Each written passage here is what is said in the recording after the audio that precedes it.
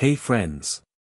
Glad you're here at Gringotts Hub. We've cooked up something special. Harry found the secret chamber containing all founder lordship rings and became Supreme King of Hogwarts at age 9. Liking and subscribing really helps us out.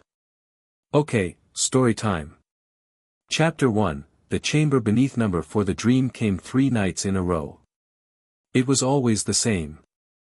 Harry standing in a dark corridor that smelled of old stone and something sweeter, parchment, maybe, or candle wax burned down to nothing over centuries. Torches on the walls that burned gold instead of orange. A door at the end that he could never quite reach, no matter how long he walked toward it. And a sound, just at the edge of hearing, like 4 voices speaking over each other in a language he almost understood. He always woke before he got there. On the 4th night, he didn't dream at all.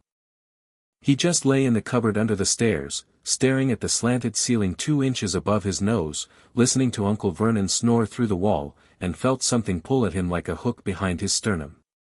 Not painful. Just insistent. The way hunger felt when it had been going on long enough to stop being loud and start being quiet and constant instead. Harry was 8 years and 10 months old. He had learned, mostly, to ignore things that didn't make sense at Privet Drive, because explaining them to the Dursleys never ended well. The time the teacher's wig had turned blue. The time he'd appeared on the school roof. The time every plant in Aunt Petunia's garden had bloomed overnight in January, all of them turning to face the kitchen window where Harry was washing dishes.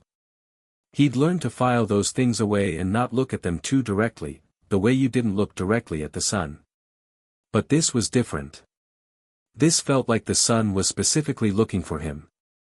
He pushed open the cupboard door, carefully, because the hinges creaked, and padded in his 2 large socks down the hallway and out the back door into the garden. The night was cool and very still.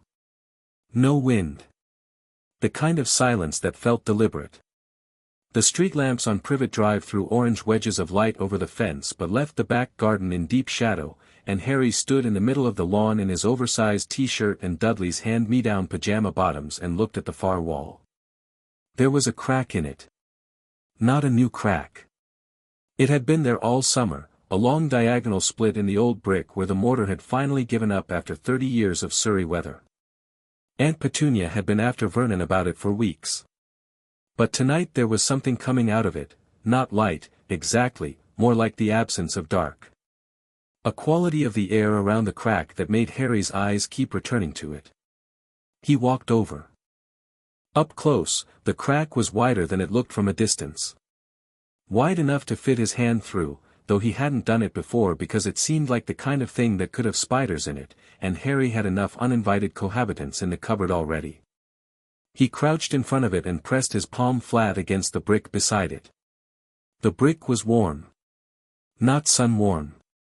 It was nearly midnight. It was warm the way a living thing is warm, with its own generated heat, from the inside out. Harry felt the pull in his chest sharpen into something almost painful, almost urgent, and before he'd fully decided to do it his fingers were in the crack and he was pulling. The wall opened. Not like a door. Not with hinges or a mechanism or anything sensible. The bricks simply parted, folding away from themselves in a way that should have been impossible and somehow looked completely natural, the way ice melts, a transformation that feels inevitable once it's happening. The gap widened until it was large enough to walk through, and beyond it there was a staircase going down. Stone steps, worn smooth in the middle by what must have been thousands of feet over hundreds of years. Torches on the walls burning gold, not orange. Harry went down. He wasn't afraid. He probably should have been. It was midnight, he was 8, and he was walking alone into a hidden underground passage that had just appeared in his aunt's garden wall. But fear requires you to believe that the thing in front of you might hurt you, and every cell in Harry's body was telling him with absolute certainty that whatever was at the bottom of these stairs had been waiting specifically for him and was not, in any way, a threat. It was closer to coming home than to walking into danger, and Harry, who had never quite managed to feel at home in the cupboard or the house or on Privet Drive generally, recognized the feeling as too precious to question. The staircase was long. He counted 47 steps before it leveled out into a corridor, and the corridor was exactly the one from his dreams: stone walls, golden torchlight, the smell of old parchment and extinguished candles. But where in the dream he'd walked for what felt like miles without reaching the door, tonight it was right there. 10 feet away. Waiting. It was a plain wooden door, which seemed wrong somehow. He'd expected something more dramatic: iron, or carved stone, or something with a face on it that would demand a riddle. But it was just an old oak door with a brass ring handle, dark with age, and when Harry closed his hand around the ring it was warm exactly the way the wall had been warm. He pushed it open. The chamber beyond was circular and not particularly large, maybe 30 feet across, with a ceiling that arched up into darkness overhead. The floor was stone tile, worn and cracked in places, but the cracks had been filled with something that caught the torchlight like veins of gold. In the very center of the room there was a plinth, waist-high on an adult, chest-high on Harry, carved from a single piece of dark stone. And on the plinth, laid out with careful deliberateness in a rough semicircle, were 4 rings. Harry came to the plinth and looked at them. The first was gold, set with a ruby the color of live coals, a lion engraved so finely on the band that each individual main strand was visible. The second was silver with a badger worked into the metal itself, the creature curled around the band as if asleep, set with a stone the color of spring earth, warm yellow, almost amber. The third was bronze, an eagle spreading its wings across the face, set with a blue stone that shifted color as Harry looked at it, cycling through shades from pale sky to deep ocean. The fourth was, not black, exactly.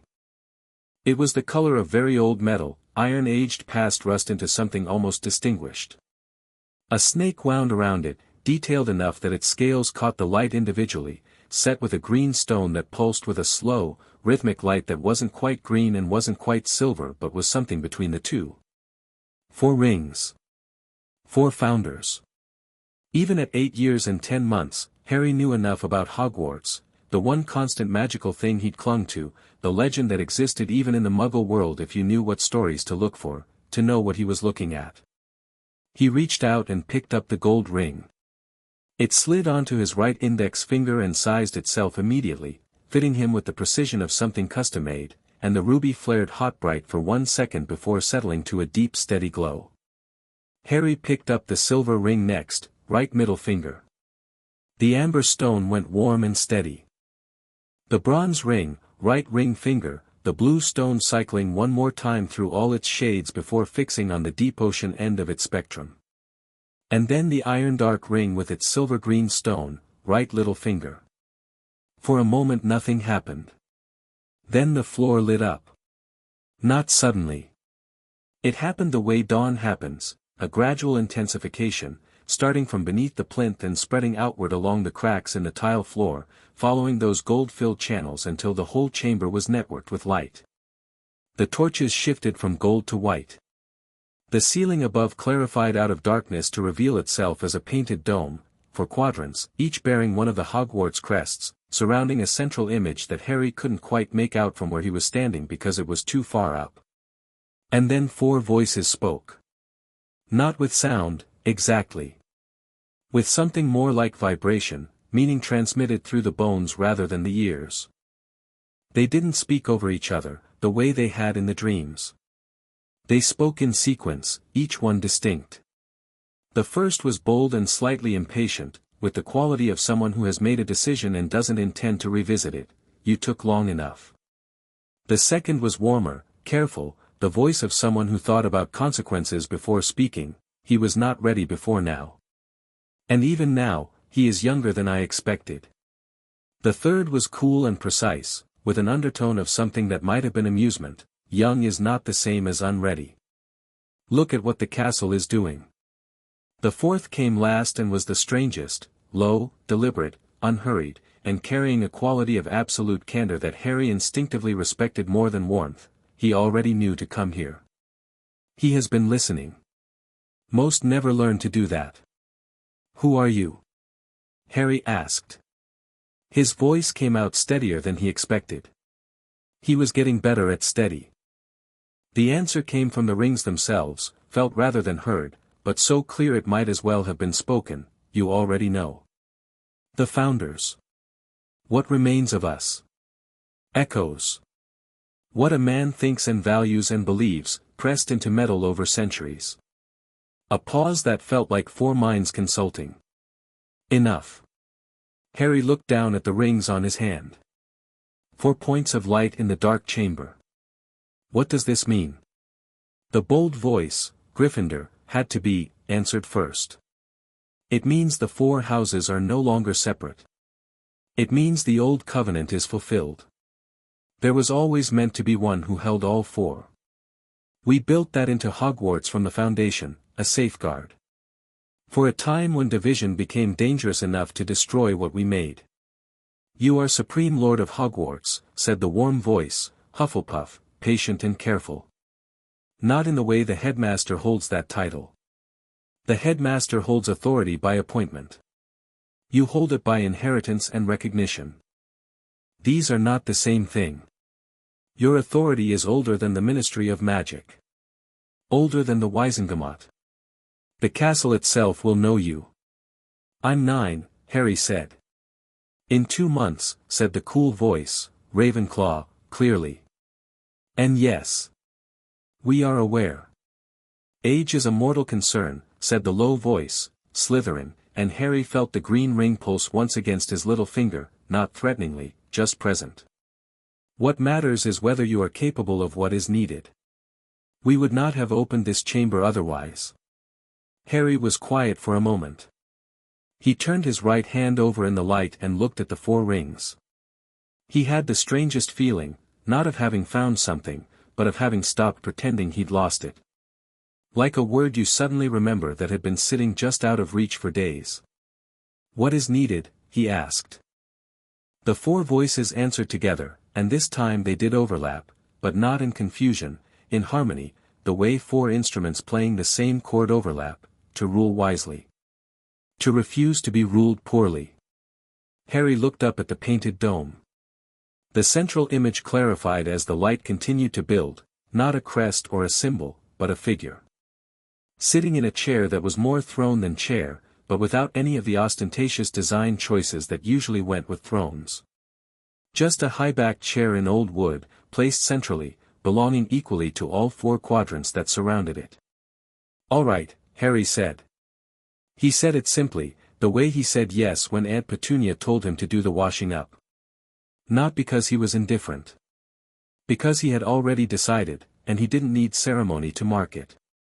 The chamber hummed. He felt it through the soles of his feet, a deep vibration moving upward through the stone, through the whole building, through something much larger than the building. He would find out later that at exactly that moment, at 47 locations across Britain, various protective enchantments on the Hogwarts grounds flickered and recalibrated. That the wards on Hogsmeade shifted their orientation by 3 degrees. That the magical portraits in Hogwarts Castle woke up simultaneously without being spoken to, all of them turning in the same direction at once. That the sorting hat, sitting on a shelf in Dumbledore's office, said one word in a clear and unprompted voice that made Dumbledore put down his cup of tea and go very still. That word was, finally. Harry didn't know any of that yet. He just stood in the chamber with 4 rings on his hand and a humming in the stone beneath his feet, and felt, for the first time in 8 years and 10 months, like the world was the right size. He went back up the stairs. The wall sealed itself behind him without being asked. The garden was quiet and dark. Upstairs, Vernon was still snoring. Harry went back to the cupboard, lay down, and for the first time in months, slept straight through until morning. He spent the next 3 days paying attention.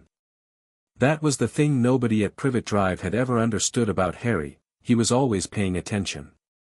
They thought he was slow, or daydreamy, or simple, because he didn't perform cleverness the way Dudley performed everything, with volume and demand.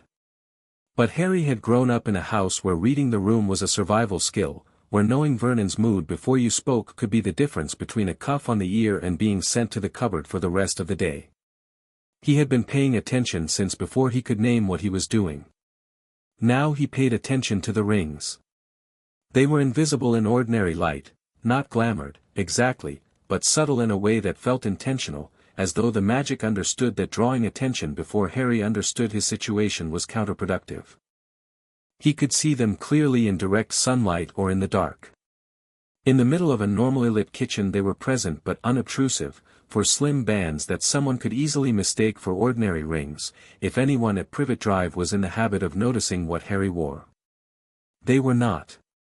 He could feel Hogwarts. That was the strangest part, and the hardest to articulate even to himself.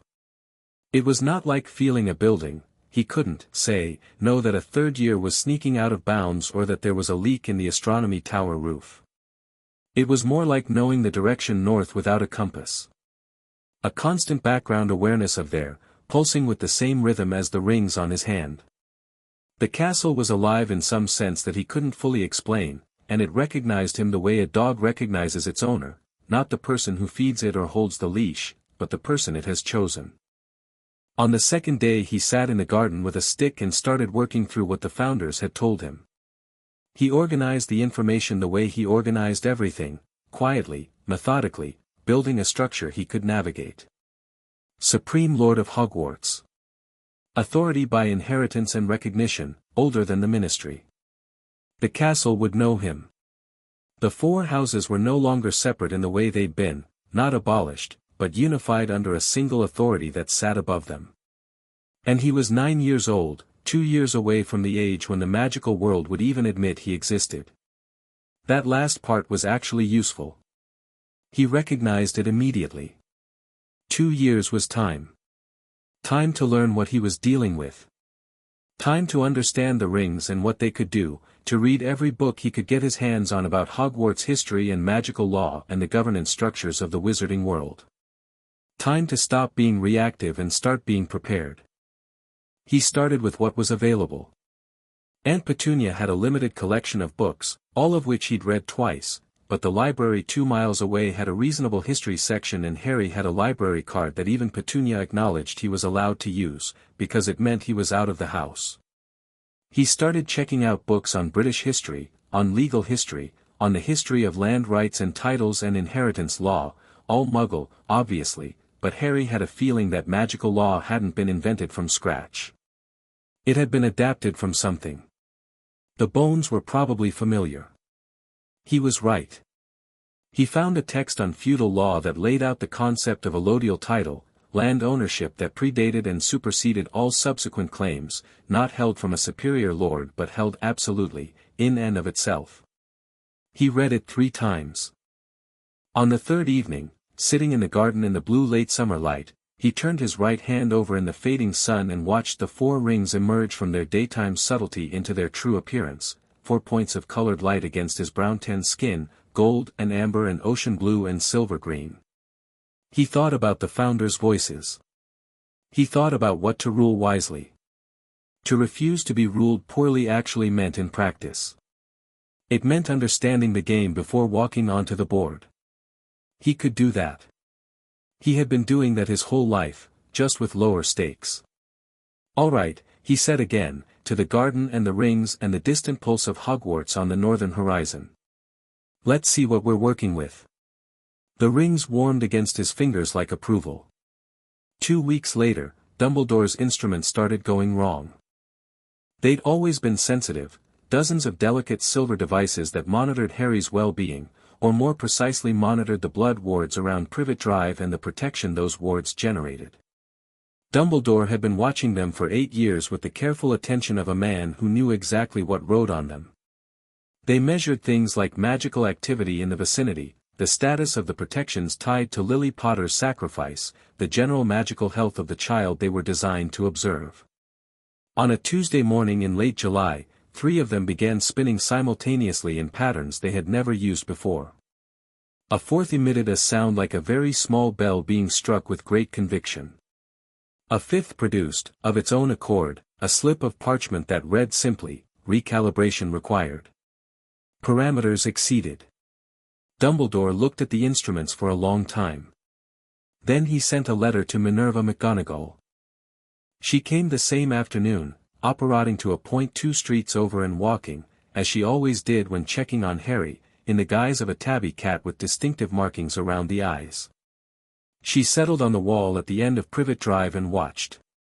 Mostly she was looking for signs of neglect or mistreatment, which were unfortunately not hard to find on the average visit: the too large clothes, the wariness that sat in the child's posture, the way he always positioned himself near exits. But today she wasn't watching the same child she usually came to watch. Harry was in the garden. He was reading, nothing unusual there, he was always reading, but the book he was holding was thick and appeared to be on the subject of wizarding constitutional law, which was both unusual and impossible, because that particular volume was held exclusively in wizarding libraries and should not have been accessible to a muggle-raised child who hadn't received his letter yet. He was sitting cross-legged on the lawn with perfect stillness, turning pages with the focused patience of someone who was not reading for pleasure but for purpose, and there was something about the set of his shoulders that she couldn't immediately name but that made her tail go very still on the wall. He looked up. He looked directly at her. A 9-year-old child with round glasses and a messy fringe looked at a tabby cat 40 feet away across a garden and said, in a perfectly conversational tone, "Hello, Professor McGonagall." She stared at him. "You've been watching this house for years," Harry said, not unkindly, going back to his book. "I noticed the year before last but I wasn't sure who you were. I am now." He paused, turned a page. "You can come over if you want. I made tea." Minerva McGonagall had been teaching at Hogwarts for 31 years. She had handled Neville Longbottom's grandmother, the Weasley twins in combination, and Albus Dumbledore on a daily basis. She considered herself not particularly surprisable. She transformed back into herself, smoothed her robes, and walked across the garden. The tea was on a tray on the grass beside him. It was very good tea. She'd find out later that he'd nicked Petunia's good leaves, which felt both wrong and entirely justified. He poured her a cup without looking up from the book, set it in front of her with the casual confidence of a host, and finished his paragraph before setting the book down and looking at her directly. His eyes, she thought, were very green and very alert. Nothing frightened in them. Nothing performing ease that wasn't real. Just, a boy, watching her back with the same quality of attention she was directing at him. "Your instruments are telling Professor Dumbledore something happened," Harry said. It was not a question. "What did happen?" McGonagall asked, because she had always believed in directness, and this child appeared to require it. Harry was quiet for a moment. Not hesitating, assembling. She could see him choosing how much to say and to whom, which was not something she expected from a 9-year-old and which told her more about his circumstances at Privet Drive than 3 years of surveillance reports had managed to. "Something that changes my plans somewhat," he said finally. "And probably Professor Dumbledore's, too." He looked at her steadily. "What's the policy on admitting students early?" McGonagall blinked. "It has happened. Historically. When there is a compelling magical reason. The last time was," she searched her memory, 1834.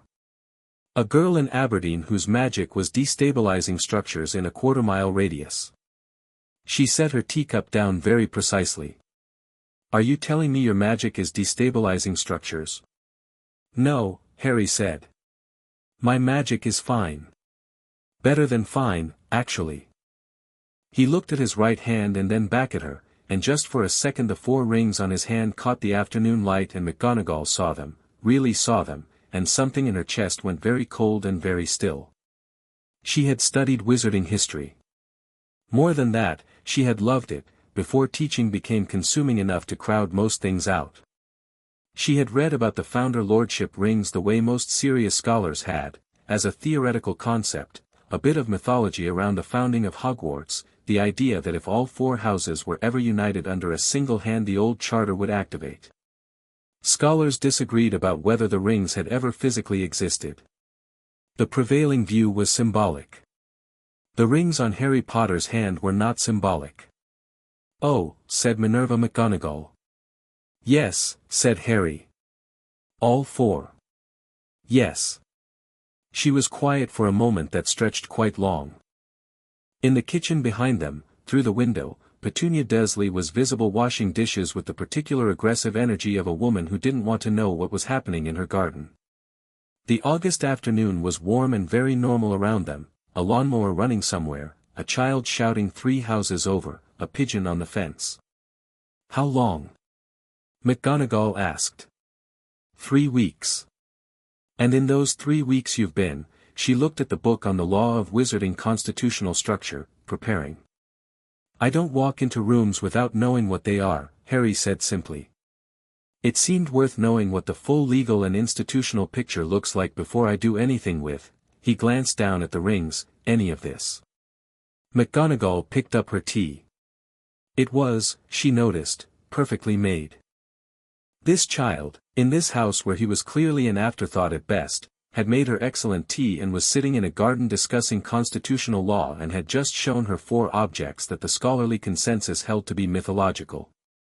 And he was 9 years old and completely composed and had recognized her cat form on first sight. "You should probably tell me," she said, "what you know, and what you want. In that order."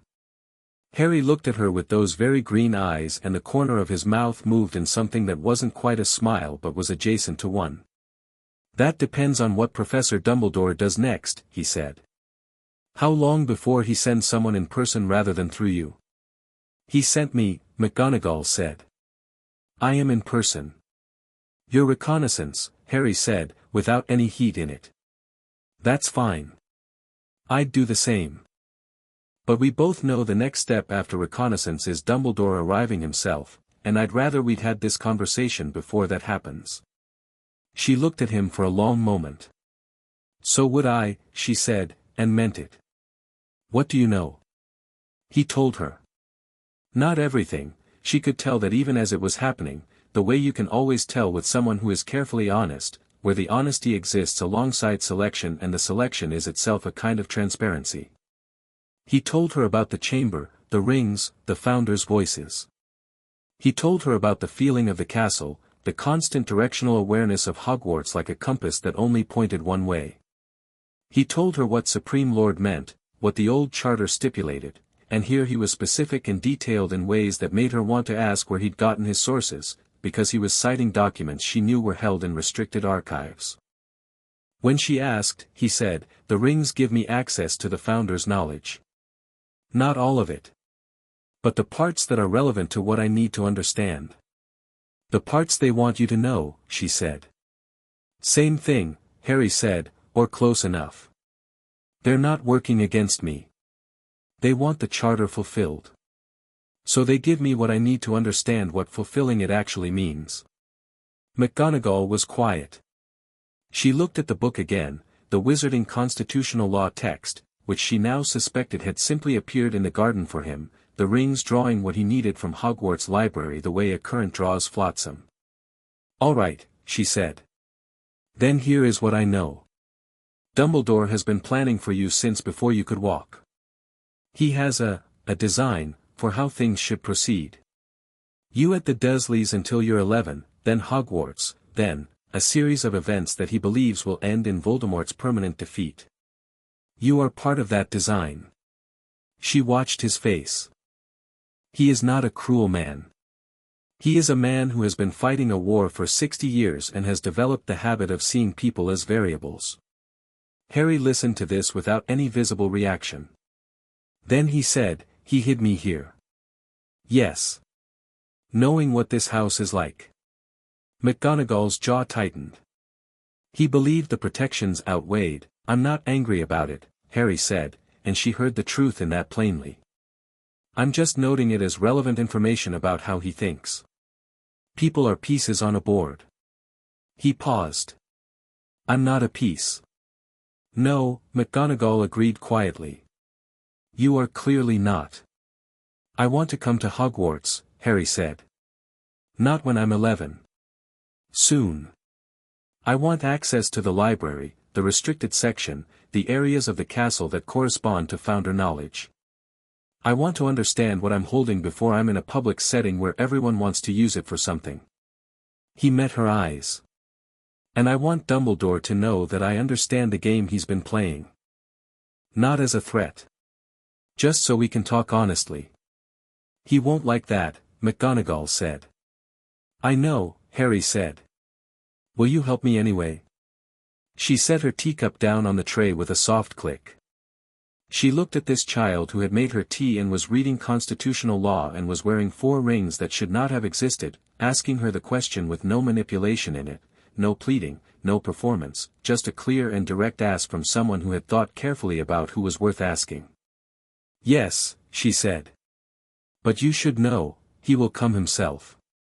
And he will be very good at seeming reasonable. I know, Harry said. I'll be ready. She rose and smoothed her robes again. The afternoon had started to lean toward evening, and the shadows in the garden were longer. There is one thing I want to ask, she said. Go ahead. The ring on your little finger. Slytherin's ring. She looked at it, the dark metal, the silver-green stone. Most people would have left it.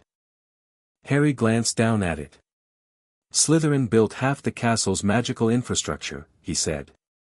The wards, the foundational enchantments, the chamber systems. He was complicated. But he was brilliant, and he built things meant to last. He looked up at her. The ring was part of the set. Leaving it would have been incomplete. I don't like incomplete things. McGonagall looked at him for a moment that had more weight in it than either of them commented on. Then she transformed, a ripple of magic, a tabby cat where a woman had been, and padded across the garden and up onto the wall. She paused there, looked back once with green gold eyes that were considerably more serious than a cat's eyes had any business being.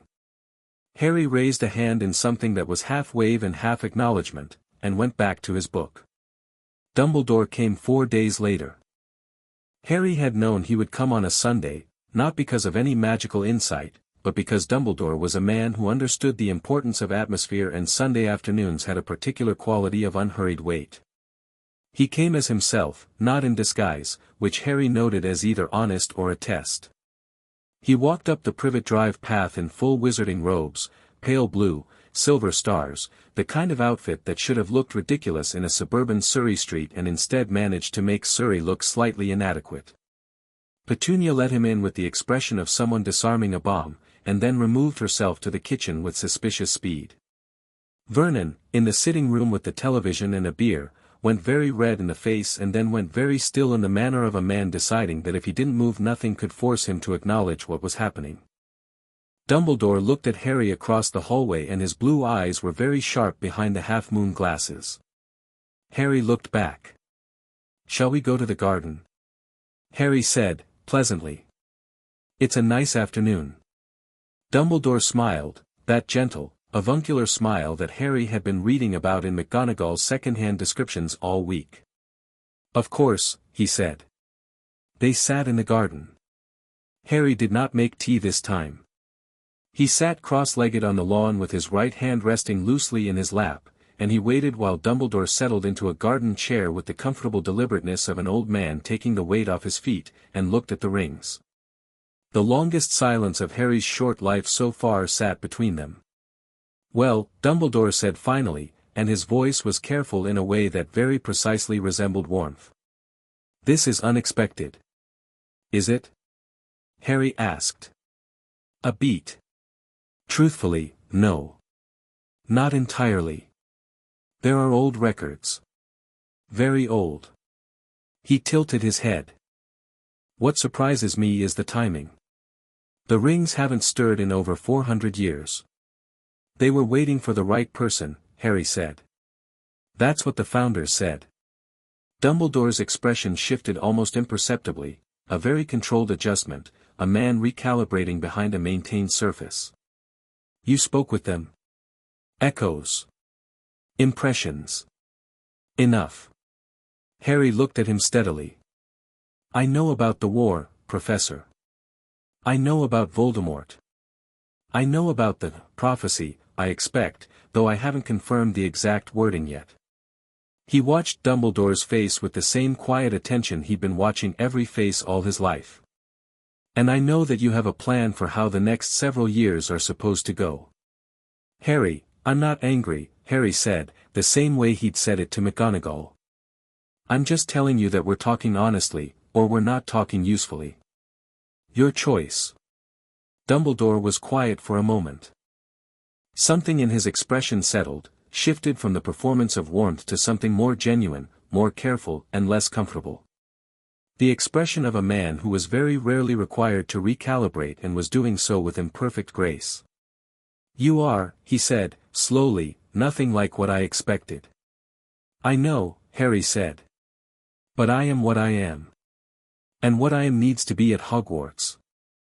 Legally and magically and practically, I am Supreme Lord. The castle is already treating me as such. The longer I'm here and not there, the more strain that puts on the wards and the foundational enchantments. That last part was not entirely made up. The rings had told him something like it. He might have shaded the urgency slightly. Dumbledore looked at him for a long time. The blue eyes were working very hard behind the half-moon glasses, reading him, weighing him, the assessment of a man who was genuinely exceptional at reading people meeting a boy who had been paying careful attention to what he was. I will need to speak with the governors, Dumbledore said finally. I know, Harry said. And I'd recommend doing it before the magical press finds out the rings are active. That gives you the opportunity to shape the narrative. He paused. Though I suppose you're already thinking that. I am, Dumbledore said, and there was something in his voice that might have been rueful and might have been the beginning of something more real. And I see that you are also already thinking several things I will need to catch up with. I've had 3 weeks and not much else to do, Harry said. Dumbledore looked at him, this child in too large clothes on a suburban lawn, for founder rings on his right hand, speaking with the strategic clarity of someone who had eaten every available piece of information and was already 3 moves ahead. And something in the old man's expression, for just a moment, dropped the calculation entirely and was simply, something quieter. Something that might have been the beginning of recognition. Minerva will arrange the details, he said quietly. I'll see to the governors. He paused. And, Harry. The restricted section. Yes. I'll leave it unrestricted. For you. He rose, smoothing his robes. I believe that is the most honest thing I can offer. Harry nodded once. Thank you. Dumbledore walked back toward the house and paused at the door. Without turning around, do you know what is in the restricted section that you most need to read? The original charter documents, Harry said. The magical covenants between the founders and Hogwarts as a living magical entity. And the legal record of every time the Ministry has attempted to supersede founder law. He considered. I'll start there. Dumbledore was still for a moment. Then he said, yes. I imagine you will, and went inside. Harry sat in the garden with the evening coming in around him and the 4 rings catching the last of the light, gold and amber and blue and silver green, for steady pulses against the skin of his right hand. He could feel the castle in the north, the same way he always could, and tonight it felt closer. Or perhaps he felt more certain of the direction. 2 weeks, he thought. He'd give Dumbledore 2 weeks. Then he was going to Hogwarts. The warm pulse of the rings against his fingers felt like agreement. Chapter 2, the letter that arrived 2 years early. The official letter came on a Wednesday. Not an owl, Harry had been half expecting an owl, the way you expect things you've read about even when the reading is second-hand. Instead it was a paper crane, folded from thick cream parchment and moving with the self-important precision of something that knew it was carrying significant correspondence. It flew through the kitchen window at breakfast while Petunia was making Vernon's eggs and landed in Harry's bowl of slightly too thin porridge with a small damp thud. Dudley stared at it. Vernon's face went through its usual red to purple progression. Petunia turned from the stove and made a sound like a kettle just beginning to boil. Harry picked it up, unfolded it, and read it while they watched. The letter was on Hogwarts stationery, the crest at the top, for quadrants, and Harry felt the rings warm against his fingers the moment he touched the parchment, recognizing the magic woven into it. The text was formal and careful in the way things are formal and careful when someone has edited them multiple times, Dear Mr. Potter, it is the determination of the Hogwarts Board of Governors, in consultation with the headmaster, that exceptional magical circumstances warrant your immediate admission to Hogwarts School of Witchcraft and Wizardry, effective the 14th of September. Your place in the first-year cohort is confirmed. Enclosed, please find your supply list. Arrangements for transport and accommodation will follow by separate correspondence. We look forward to welcoming you. Minerva McGonagall, Deputy Headmistress. Below her signature, in different ink, a blue or black, slightly less formal, added after the official letter was composed, a single line in a handwriting Harry already recognized from 3 weeks of trying to decode it: the library will be ready for you. Harry folded the letter and put it in his pocket. Who is it from? Vernon demanded. He had not touched his eggs. My school, Harry said. Your school, Smeltings doesn't, my other school, Harry said pleasantly. I'll need to go shopping. Books, mostly. The silence that followed had multiple layers.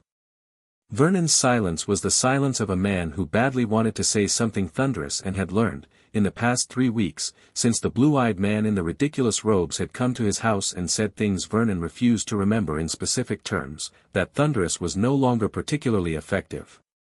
Petunia's silence was different, tighter, and at the edges of it something that Harry had been watching for weeks now, something that looked like the underside of guilt without ever quite turning over to show its face. Dudley's silence was just Dudley watching a paper crane drip porridge onto the table and trying to decide if he was allowed to find it interesting. Fine, Vernon said, with the energy of a man sitting on a volcanic vent. Fine. Do what you like. Harry did what he liked, which was finish his porridge and take the supply list upstairs to read properly. It was longer than he'd expected.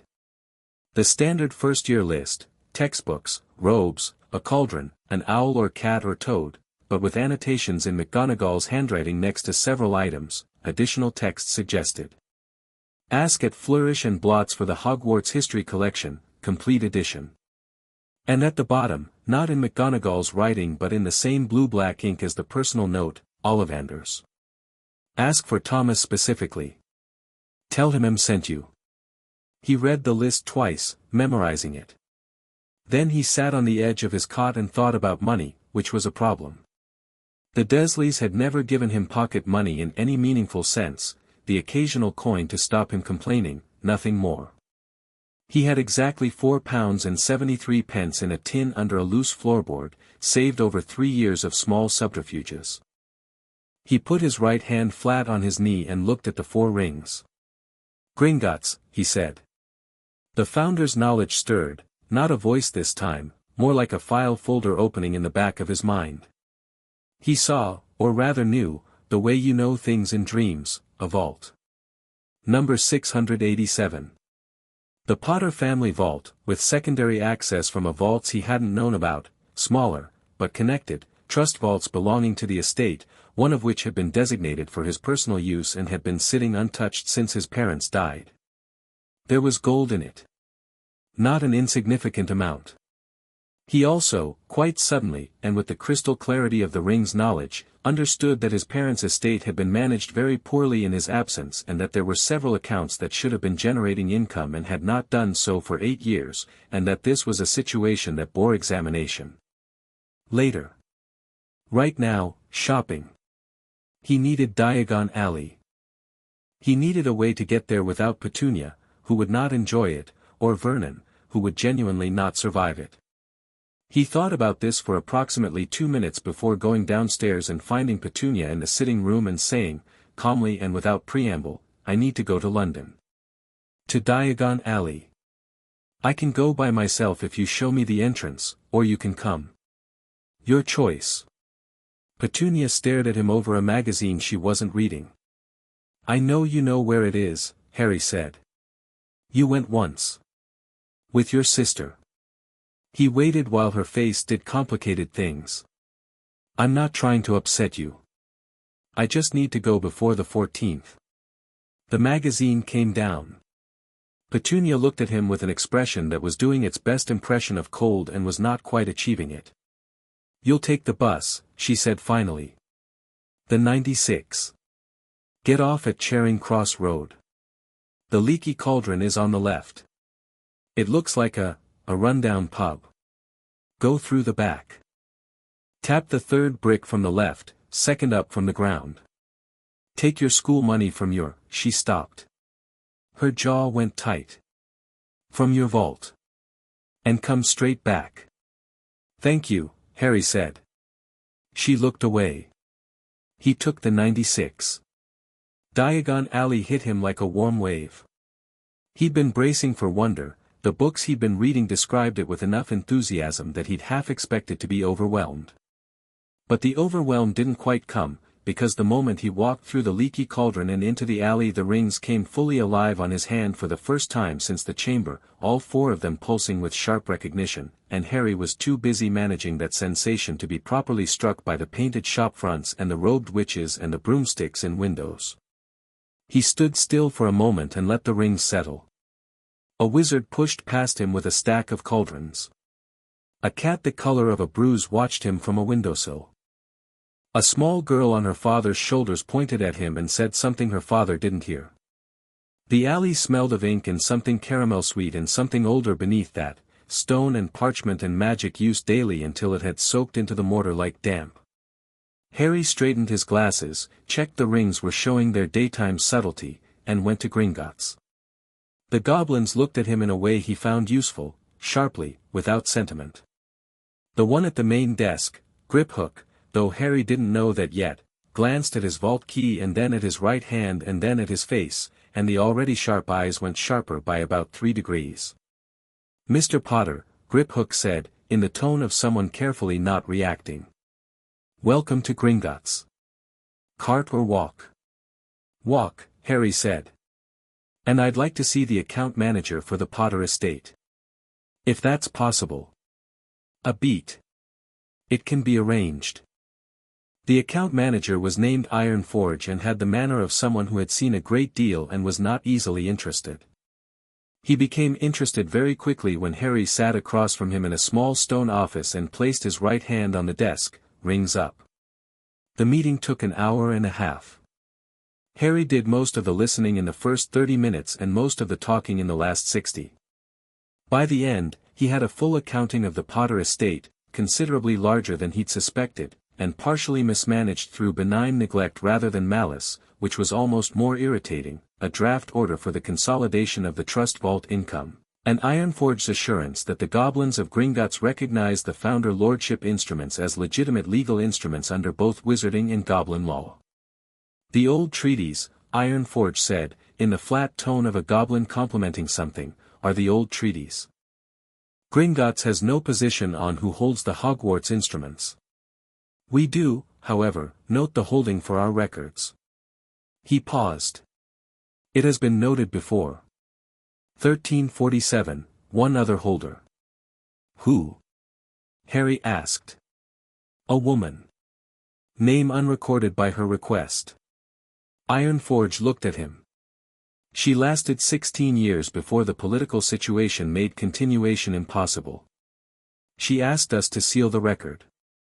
Harry thought about that. What happened to her? She survived, Ironforge said, with the particular goblin inflection that made survival sound like the bare minimum rather than the desired outcome. She retired to Scotland. Kept the rings until her death. He paused. She also came to us first. Before anyone else. Harry nodded. He appreciated the context. He took 500 galleons from the trust vault, more than enough, less than showy, and went back out into the alley. He spent 3 hours shopping. The book list was the most satisfying part. Flourish and Blots was overwhelming in the way good bookshops always were, too much to absorb in one go, too many interesting spines pulling attention in 6 directions at once. He bought everything on the list and everything McGonagall had annotated and 3 things he spotted himself, an advanced text on the theory of ancient magical covenants, a history of the Wisengamot that looked as though it had been written by someone with an agenda but a strong primary source base, and a slim volume with no title on the spine that the shopkeeper couldn't explain having in stock but which, when Harry touched it, made all 4 rings warm simultaneously. He bought that one without opening it in the shop. Madame Malkin's for robes, fitted properly for the first time in his life, and the strangeness of clothes that fit was quietly significant in a way he didn't examine too closely. The cauldron at the shop on the corner where the man had a Scottish accent and an opinion on every pewter thickness grade. The wand was last. Ollivander's was narrow and dim and smelled of cedar shavings and something metallic. The bell above the door rang with a tone that had one more frequency in it than a bell should, and before Harry's eyes had fully adjusted to the indoor light an old man was watching him from between shelves that went up farther than the shop's exterior should have allowed. "Mr. Potter," said Ollivander, and his pale eyes dropped immediately to the right hand. He went very still. "Thomas," Harry said. "McGonagall sent me." A different figure emerged from the back of the shop, younger, a decade maybe past 30, with the same pale watchful eyes but a more active face. He looked at Harry the way Ironforge had looked at him, with the careful attention of someone cataloguing new information. "I'm Thomas," he said. "McGonagall told me you might be coming." "She didn't tell me." He glanced at the rings and then away, with the professional discipline of someone who knew better than to stare. "Everything." "Nobody tells anyone everything," Harry said. "Can you find me a wand?" Thomas Ollivander ran him through 37 wands in the next 40 minutes, which was apparently not many but not few. The wands he rejected either did nothing or did things that made both Ollivanders flinch. The 38th was holly and phoenix feather, 11 inches, nice and supple, and when Harry's hand closed around it the warmth was immediate and clean and sure. Not dramatic. Not sparks and fireworks. Just right, the way the rings had been right, the way the direction of north was right when you felt it. Red and gold sparks shot from the tip anyway, modest and pleased. "Holly," old Ollivander said, appearing suddenly at Thomas's shoulder. "Interesting." His pale eyes were moving between the wand and the rings. "The phoenix who gave the feather gave only one other. You may meet him. The relationship between those two wands will be significant." "I've heard about the prophecy," Harry said. Old Ollivander looked at him sharply. Thomas looked at the middle distance and didn't react, which told Harry he'd heard about the prophecy too. "Then you understand," old Ollivander said. "I understand that someone decided what I was before I was old enough to decide for myself," Harry said, pleasantly. "I'm in the process of forming my own opinions." He looked at the wand in his hand, at the warm clean rightness of it. "What do I owe you?" 7 galleons, Thomas said. "The standard." Harry paid and pocketed the wand and left the shop. The afternoon was well on its way to evening. He had a bag full of books, a wand, properly fitted robes, and 12 days before the 14th of September. He took the 96 home and read the untitled slim volume on the bus. It was, as far as he could tell, a treatise on the nature of sovereign magical authority, specifically, what happened to such authority when the holder was young, or politically vulnerable, or surrounded by people with incompatible agendas. The author was unnamed. The writing was precise and unsentimental, the logic tight. The most important line, which Harry read twice and then a third time, was this: "The primary error of every young sovereign is believing that the source of opposition is malice. In the overwhelming majority of cases, the source is simply fear. Fear of change, fear of obsolescence, fear that the framework one has built one's life around will not survive the arrival of something older and more legitimate. Understanding this does not require sympathy. It requires accuracy." Harry thought about Dumbledore and the carefully edited warmth. He thought about Lucius Malfoy, whose name had come up repeatedly in the constitutional law text as a member of the Hogwarts Board of Governors who had spent 15 years maneuvering toward greater institutional control. He thought about the Ministry, and the Wisengamot, and all the people who had built their positions within a system that a 9-year-old now technically sat above. Fear, not malice. He could work with fear. Fear was rational. Fear could be managed. McGonagall came to Privet Drive on the 12th, 2 days early, which told Harry that something had happened that she wanted to brief him on before the 14th. He met her at the garden wall. She transformed before she reached him this time, which he read as a signal that she was moving past the pretense of reconnaissance. The governors met yesterday, she said without sitting down, which was a second signal. Lucius Malfoy called an emergency session. About the early admission. About the rings. She folded her hands together. He doesn't know you have them. Nobody on the board does, officially. But he had sources. Someone told him something unusual had activated in Hogwarts foundational magic, and Malfoy is both well-read and well-resourced enough to know what that might mean. What did he do at the session? He proposed a delay. On procedural grounds. He argued that admitting a student 2 years early without a full psychological evaluation and a board-approved curriculum plan was a violation of the 1902 Education Charter. She paused. He was not wrong, technically. The argument was good. What did Dumbledore do? He countered with Section 47 of the original Hogwarts founding charter, which states that the deputy headmistress holds admission discretion in cases of exceptional magical necessity. He had the legal documents. Malfoy hadn't expected that particular citation. Harry filed this away. Dumbledore had gone to the original charter. Good. Did it hold? For now. The admission went through. But Malfoy moved for a full board review of the magical situation at Hogwarts, to be conducted in October. Dumbledore agreed. She looked at Harry steadily. He agreed because he believed it was better to give ground there and hold ground on your attendance. But what it means in practice is that in October, the board will come to Hogwarts and they will be looking for reasons. Looking for reasons to do what? To establish oversight. To appoint a board representative with ongoing access to Hogwarts governance. She paused carefully. If that happens, Lucius Malfoy will appoint himself. Harry sat with this for a moment. The rings were quiet, not unhelpful, just letting him think it through himself first. He can't actually do anything about the rings, Harry said. Legally. The Founder Lordship instruments are outside Ministry jurisdiction. The goblins confirmed it. Correct. But he doesn't need to touch the instruments directly to create problems.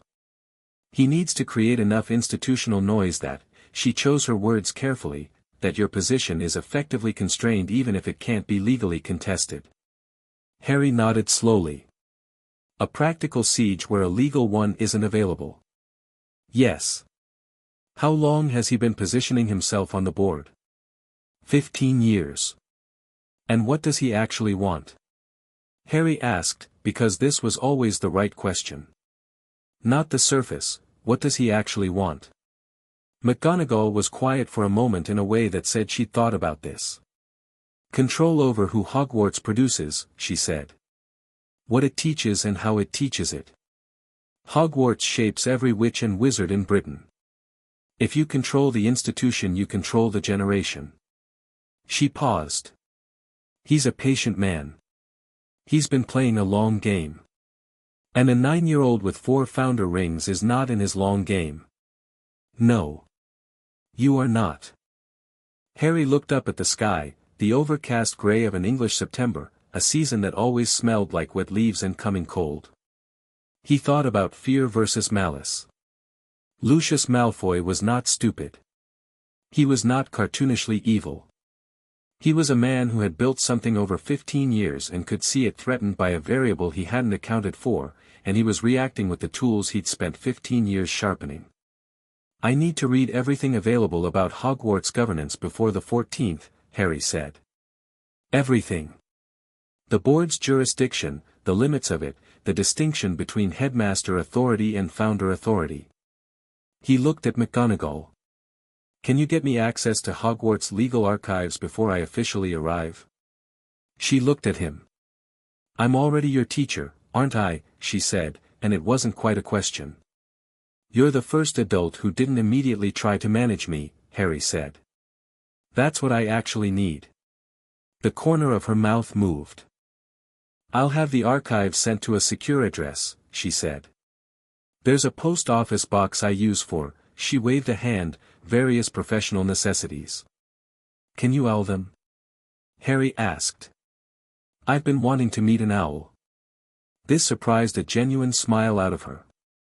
It was brief and it was genuine, and it changed her face considerably. I'll send Pallas, she said. She's reliable and she doesn't bite anyone with sense. I'll try to demonstrate sense. See that you do. She was walking back toward the gate when Harry said, Professor. She paused. Thank you. For coming to see me rather than filing a report. McGonagall was still for a moment with her back to him. The report would have taken you further from Hogwarts, she said, and I find, increasingly, that I believe you should be there. She walked on. The owl arrived that evening with a parcel of documents bound in green ribbon and a note that said Pallas will stay if you have something for her to eat. She likes mice but will accept bacon. Harry fed her the last of the bacon from breakfast that Dudley hadn't eaten, and she sat on the cupboard shelf and regarded him with enormous amber eyes while he read through the night.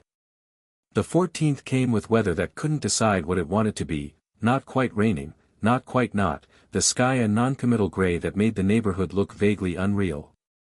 Harry packed his trunk, which was Dudley's old trunk with the broken lock retied with a belt, and carried it downstairs.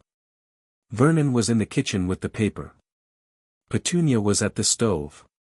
Dudley was presumably still asleep, since it was 7 in the morning and there was no reason for Dudley to be awake at 7 in the morning. Harry put the trunk in the hallway and came to the kitchen doorway. I'm leaving today, he said. McGonagall is coming at 9. Vernon made a sound that was technically a grunt but carried the emotional weight of an entire opinion. Petunia kept her back to him. Her spine was rigid in the particular way it got when she was doing the thing where she pretended she felt nothing about something she clearly felt something about. Harry watched her for a moment. Aunt Petunia, he said. She turned. Her face was composed into its usual arrangement of careful distance. You knew about the magical world before I was born, Harry said. Not unkindly. Just plainly. You grew up with it, next to it, at least. I know it wasn't easy. He paused. Thank you for keeping me alive. I know that wasn't always comfortable. It was the most honest thing he could offer her, and it was the full extent of what was true. He wasn't going to pretend it had been more than it was. But it had been something, and something deserved acknowledgement. Petunia stared at him. For a moment her face did something complicated and very human, and Harry saw in it, briefly, like light through a closing door, the person she might have been if she'd made different choices, or had different things to choose from. Then it closed. Yes. Well, she said, and turned back to the stove.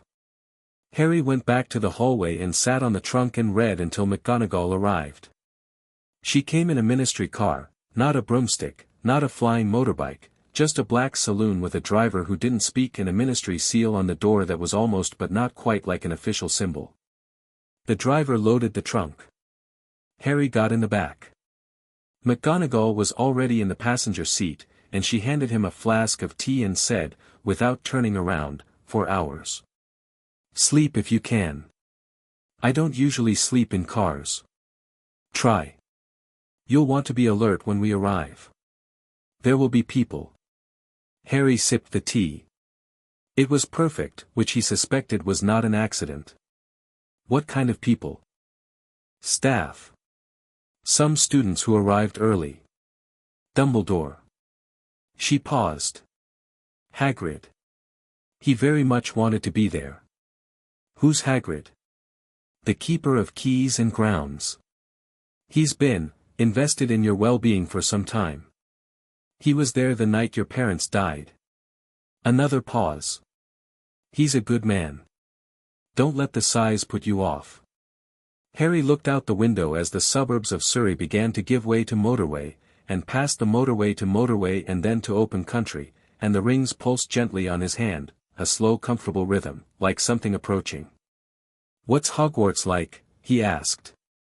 Actually like, not in the books.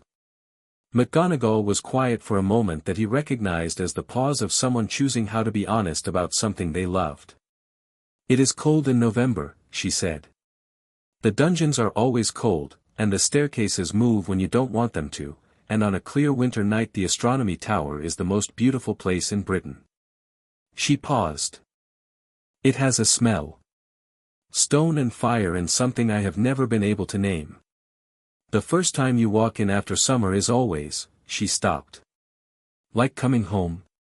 Harry offered. She looked at him over her shoulder, very briefly. Yes, she said. Something like that. Harry settled back against the car seat. Outside, England unreeled in its habitual grey-green way, and the rings kept their slow warm pulse, and somewhere to the north a castle that had been waiting centuries turned its ancient attention toward a black ministry car on an ordinary road and did the equivalent of sitting forward. He did manage to sleep for about an hour, which was more than he expected.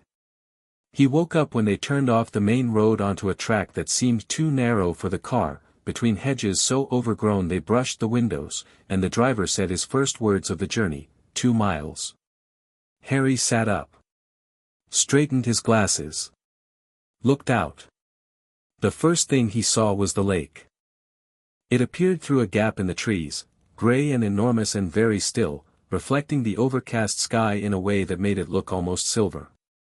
Then the forest to the east, dark even in daytime, the kind of dark that had its own weight. Then, as the car crested a low hill and the hedgerow dropped away, the castle. He looked at it. It was enormous in the literal sense, a scale of building that the eye took a moment to parse, towers and battlements and windows that caught whatever pale light was available and returned it as something richer. But the scale wasn't what struck him most. What struck him most was the aliveness of it. Even from this distance, even through the window of a black car on a country track, he could feel it, the same directional pull that had been his constant background companion since the night in the chamber, except now it wasn't a direction anymore. It was a presence. It was here. It was immediate and vast and ancient, and it was, unambiguously, oriented toward him. The rings burned bright, all 4 together, so intensely visible that even in the grey morning light they were 4 clear points of color. The castle knew he was coming. "We're here," McGonagall said quietly. Harry kept his eyes on the towers. He felt something shifting in his chest, not fear, not awe exactly. The feeling of a sentence arriving at its last word. The feeling of a key in the right lock. "Yes," he said. "We are." The car pulled through the iron gates and started down the long approach, and everywhere above them Hogwarts Castle rose against the grey Scottish sky like something that had always been waiting to be found. They came through the main doors into the entrance hall, and Harry had approximately 4 seconds of unobserved arrival before a man the size of a small house came through a side door and stopped dead and looked at him with the particular expression of someone who has been carrying something heavy for a very long time and has just been allowed to put it down. "Blimey," said Hagrid. His voice was like someone rolling boulders downhill. His eyes, Harry had been warned about the size, not about the eyes, which were black and very warm and presently making a creditable attempt at holding themselves together.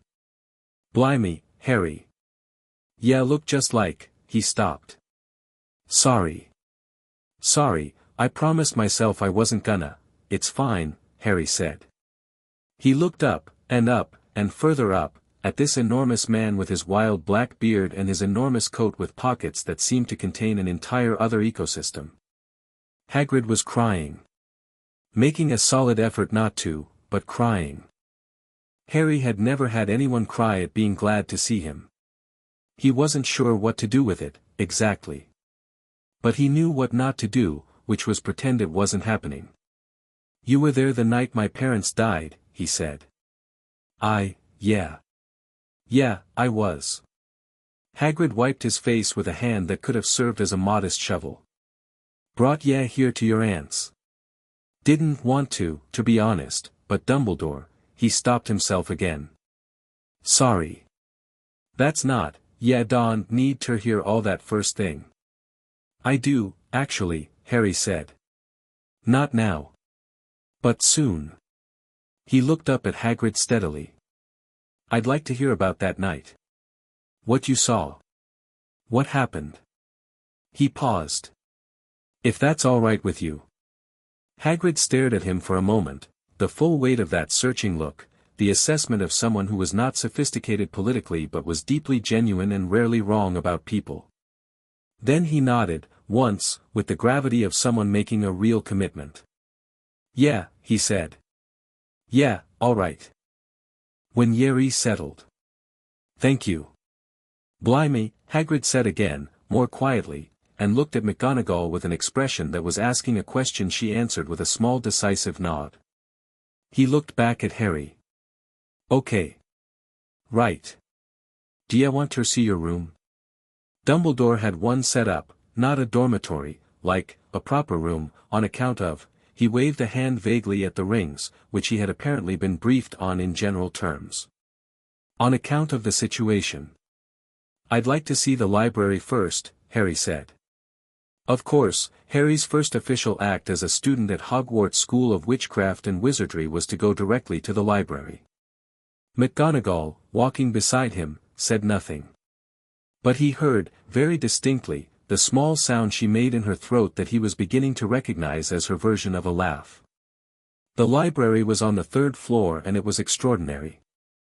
Harry had been in libraries before, the public one on the 96 bus route, the school library where he retreated during lunchtimes for 3 years, but this was a different category of space. Tall stone arches, shelves that reached the ceiling without visible means of replenishment yet always had books on their highest rows, tables of dark wood that had been sat at by so many people for so many years that the wood itself seemed to carry a quality of accumulated thought. And through an archway at the back, behind a velvet rope, the restricted section. The rope was not there today. Madame Pants was at the desk with the expression of someone being very professionally calm about something she found inwardly alarming. She looked at Harry, looked at the rings with the same sharp recalibration everyone went through, and said, "The restricted section has been opened on the headmaster's authority. You'll find the charter documents in the 3rd aisle on the right. The restricted section has its own organizational system that will make itself apparent once you're inside." "Thank you," Harry said. "No food," she said. "No drinks. No bending the spines." "Understood," Harry said, and went in. He spent 4 hours in the restricted section that first afternoon. McGonagall stayed for the first hour, sitting across the table from him, reading her own work, available if needed, not hovering. He recognized this as a specific skill, the skill of being present without pressure, and thought that she had probably been practicing it for 30 years on students who needed space more than instruction. He read the original founding charter first. It was not long, the founders, apparently, had believed in brevity. But every clause was dense with legal and magical implication, and the rings helped, the founders' knowledge rising to gloss passages he might otherwise have spent hours untangling. He read the covenants next, and the legal history McGonagall had told him about, and then a set of documents he found by following the restricted section's self-organizational logic, a set of papers from 1897, a board governance dispute that had nearly gone to the Wisengamot, in which the precedent for distinguishing between headmaster authority and foundational Hogwarts authority had been set. He read that one twice and made notes on the parchment McGonagall had left for him. When he came back out through the velvet archway, no rope, still, and he suspected the rope had simply accepted the situation, the library was empty except for her. Late afternoon now, the light through the tall windows going gold and low. "Found what you needed?" she asked, not looking up from her papers. "Mostly," Harry said. He sat down. "The 1897 precedent is very useful. The board's jurisdiction is clearly limited to pastoral and financial matters. The curriculum is a headmaster decision. And anything involving the foundational magic of the castle," he glanced down at his right hand, "falls entirely outside their purview." "Malfoy knows this," McGonagall said. "He's a good lawyer and a careful reader. He won't challenge the instruments directly. No. He'll try something else." Harry thought for a moment. "He'll try to argue that the instruments, if they exist, should be formally verified and documented by the ministry. Which sounds administrative and reasonable." He paused. "And once the ministry has documented them they have a record, and once they have a record they have a basis for oversight. McGonagall looked at him over the top of her papers. How old are you? Nearly 9, Harry said. Right, she said, and looked back down at her work. He ate dinner that night in the Great Hall, just the two of them and Dumbledore and Hagrid and 4 other staff members who had come back early for the term. The hall was enormous and beautiful and the enchanted ceiling was showing the overcast sky and the candles were floating and Harry sat at a table that was none of the 4 house tables. There was a staff table, long and central at the far end, but Harry sat at a smaller table that had been placed perpendicular to the arrangement, and he wasn't sure if Dumbledore had done that deliberately or if the castle had made the arrangement. Given what he knew about the castle, he suspected both. He ate with good appetite and talked to Hagrid about the grounds and to one of the staff members, a pale nervous man named Quirrell who taught defense against the dark arts and kept stuttering mid-sentence, about the theory of protective charms, which was a safe topic that Harry had read enough about to sustain a conversation and from which he learned primarily that Quirrell was considerably less comfortable than he was performing. Harry found him interesting for reasons he couldn't immediately name and filed him away for later attention. After dinner, Dumbledore asked him to come to the office. The office was a circular room on a tower and it had the instruments. Harry recognized them from McGonagall's description, dozens of silver devices on shelves and tables, spinning and clicking. Several of them were moving differently than they should have been, making patterns that weren't in their programming. Dumbledore sat behind his desk. The sorting hat was on a shelf directly behind him and Harry could feel it the way he could feel the castle, present and aware and old enough to be its own kind of authority. The portraits on the walls were of former headmasters, and all of them were watching with the studied casualness of people pretending not to watch.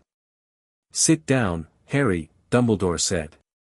The warmth was real today, more real than Surrey, as though Hogwarts required something more genuine from him. Harry sat. How was the library? Good, Harry said. Very good. Did you find what you were looking for? Most of it. Harry looked at the instruments. Do those need adjusting? Dumbledore glanced at them. They need recalibrating. Their reference parameters were set 8 years ago. You have rather exceeded them. He paused. I wanted to talk to you about October. About the board review. Malfoy, Harry said. Yes. Dumbledore was quiet for a moment, and it was a real quiet, not a strategic pause but a thinking pause. Lucius Malfoy is a complicated man. He spent the years of Voldemort's rise accruing influence in ministry and board circles. After Voldemort's fall he was able, through a combination of legal skill and convenient claims of having been under the Imperius Curse, to retain that influence. He has spent 15 years building something. And I'm in it, Harry said. You are above it, Dumbledore said, carefully. That's rather the problem. He cannot touch the instruments. He cannot contest the lineage. But he can make your time at Hogwarts, he chose the word deliberately, difficult. Or I can make the October review go differently than he's planning, Harry said. Dumbledore looked at him. What are you considering? I'm not sure yet, Harry said honestly. But the board's jurisdiction is limited to pastoral and financial matters. The review he's called is technically about magical safety, whether unusual foundational magical activity constitutes a risk to students. That's a different question from his actual goal, and the distinction is useful. He paused. If the review is about magical safety, then the person best qualified to assess the magical safety of the foundational instruments is the person who holds them.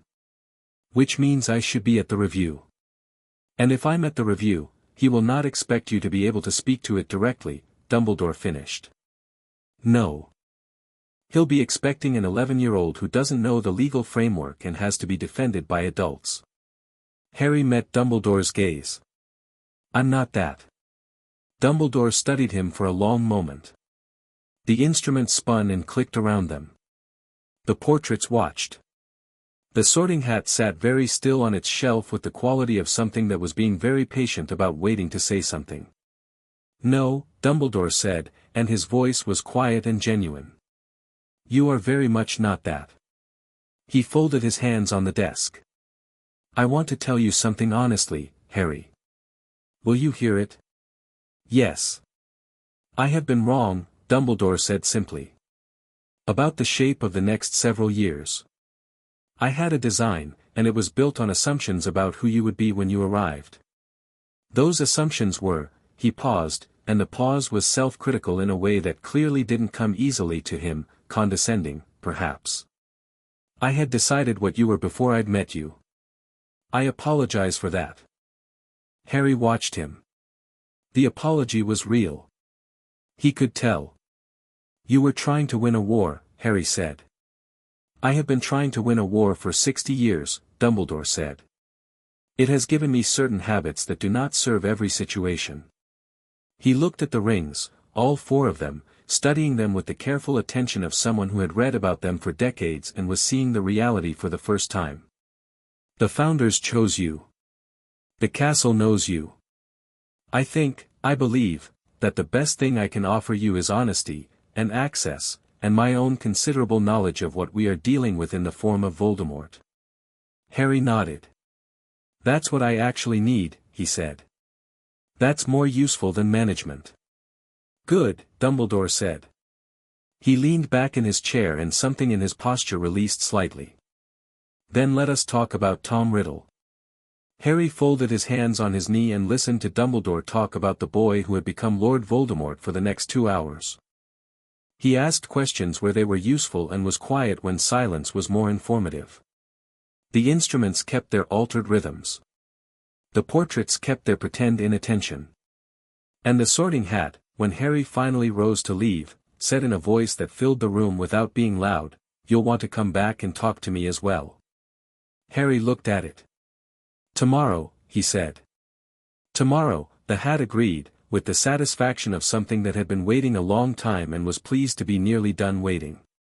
Harry said goodnight to Dumbledore and walked out through the stone corridor toward his room, and the castle settled around him like something exhaling, the creak of old wood, the flutter of a torch, the deep foundational vibration that had been building since the moment he'd crossed the gates. He could feel every corridor, every staircase, every room that was currently occupied and every one that wasn't. He could feel the Black Lake and the forest and the grounds and the protections wrapped around all of it. He was 9 years old and he had 4 founder rings on his hand and a wand in his pocket and a castle that recognized him, and tomorrow the real work would start. He found his room, the castle showed him, the rings guiding him along corridors without any deliberate decision-making, just the knowledge of where he was going, and it was a good room. Stone walls, a window facing north toward the mountains, a bed that was genuinely sized for a person and not a cupboard. Books on a shelf. A desk. A fire already burning. He unpacked his trunk and set his books on the shelf and put the untitled slim volume on the desk where he could reach it. He sat on the bed and looked at the fire for a while. The rings pulsed slowly on his hand, for steady points of light in the firelit room, gold and amber and blue and silver green. The castle hummed around him, vast and alive and his. "Good start," he said, to nobody in particular or possibly to all of them at once. The fire crackled. Chapter 3, The King Walks in. The students arrived on September 1st. Harry had been at Hogwarts for 17 days by then, which was enough time to develop a working knowledge of the castle's moods. It had moods, definitively, not emotional in the way a person was emotional, but responsive, the way water was responsive to temperature. On days when the sky over the mountains was clear and sharp, the corridors caught light differently, and the staircases moved with a kind of purposefulness that made navigation easy. On heavy gray days, rooms he hadn't found before would make themselves available, as though the castle was offering alternatives. The restricted section reorganized itself twice in ways that put exactly the right documents in front of him. A classroom on the 4th floor that was supposed to be disused unlocked itself on his 3rd day and turned out to contain a chalkboard with what looked like original notation in Rowena Ravenclaw's hand, a magical theory framework so dense and brilliant that he'd spent 6 of the 17 days working through it and wasn't done yet. He'd spoken to the Sorting Hat twice. Both conversations had been long and strange and useful in ways that weren't immediately obvious but accumulated into something he was still unpacking. He'd spoken to Dumbledore every other evening. Those conversations were becoming, not exactly easy, but more real.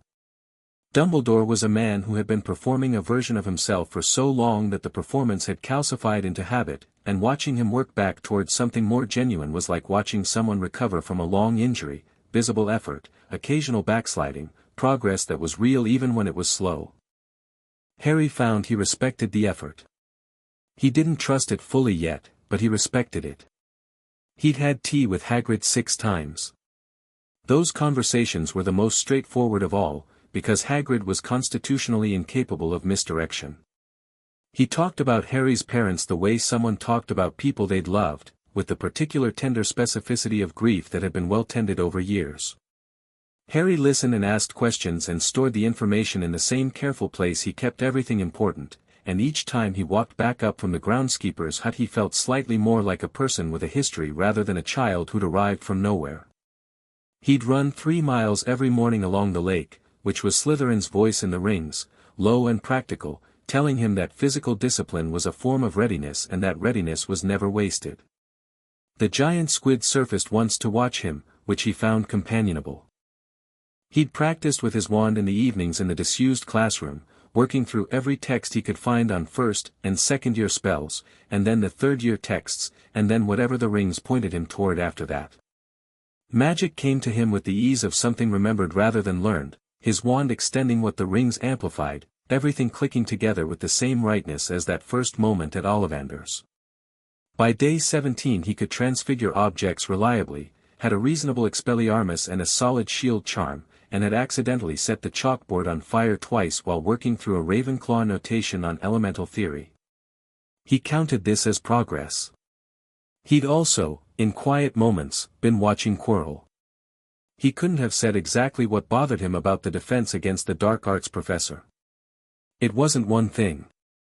It was a pattern of small things, the stuttering that wasn't consistent, that disappeared when Quirrell thought no one was paying attention, the way he wore his turban year-round when no one else wore turbans, the quality of the ring on his hand when Harry looked at it sideways, a faint wrongness beneath the surface like a word spoken with the wrong accent. The rings didn't flare in alarm around him, but Slytherin's voice, the one that had taught Harry to notice what others walked past, went quieter when Quirrell was nearby. Not frightened. Just watchful. Like a dog that doesn't bark at something but doesn't sleep near it either. He filed it and kept watching. On the morning of September 1st he went for his run, came back, ate breakfast alone in the Great Hall, which was being set for the feast in a way that was clearly transformative, the candles multiplied, the house tables gleaming, and then went to the entrance hall and waited. He hadn't told anyone he planned to be there when the students arrived. McGonagall was organizing the boats. Dumbledore would be on the stairs in his formal robes for the full theatrical welcome. The staff was in various states of preparatory busyness. Nobody had thought to ask Harry what he intended to do for the arrival. This was fine. He was used to being underestimated as a scheduling variable.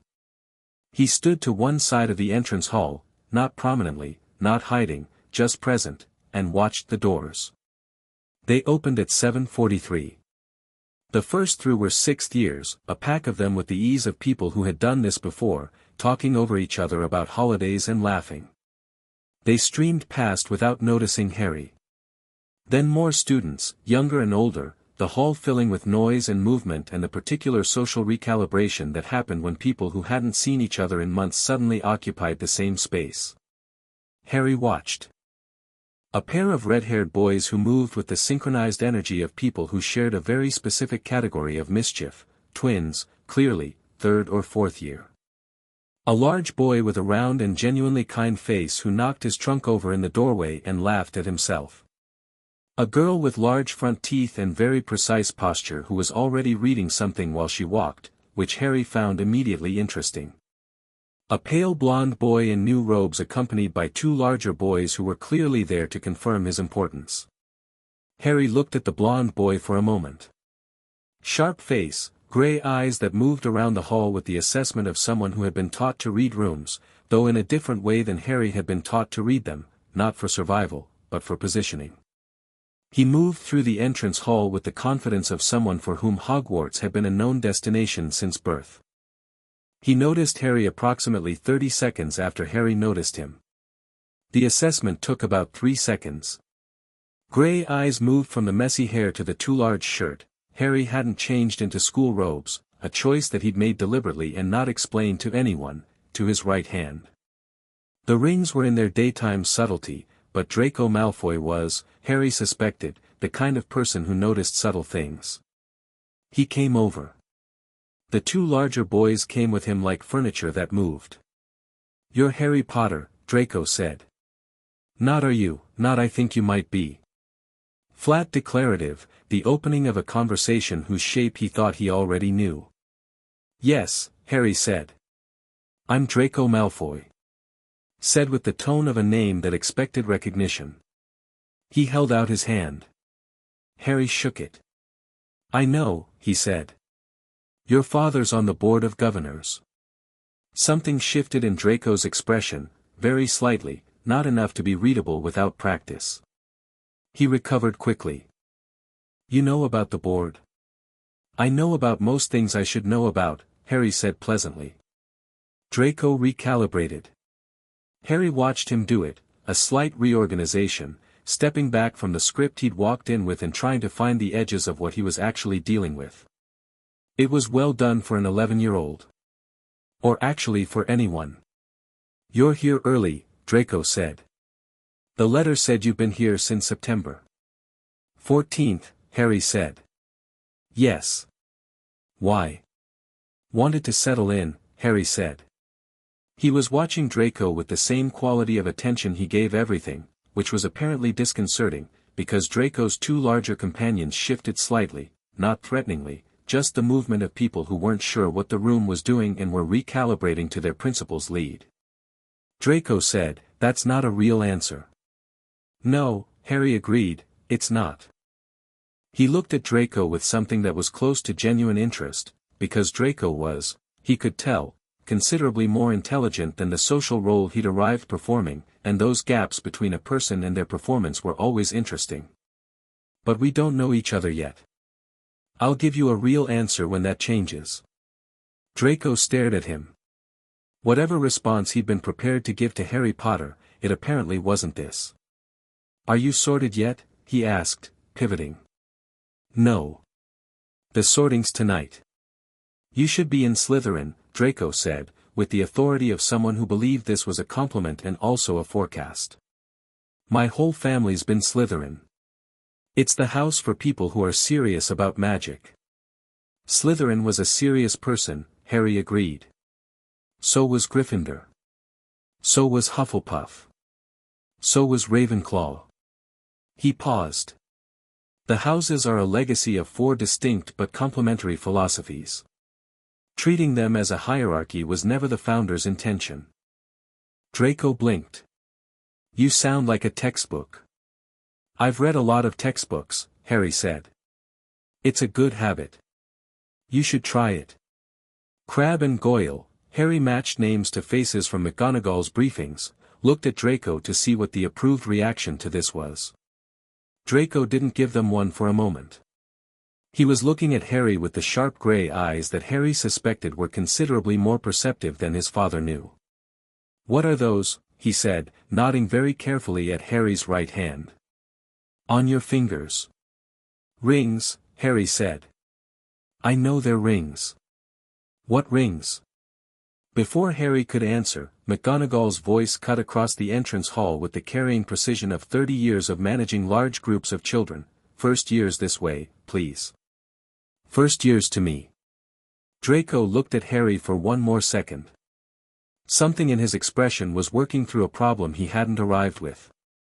"We'll talk more," he said, which was less a social nicety and more a statement of intent. "I'm sure we will," Harry said.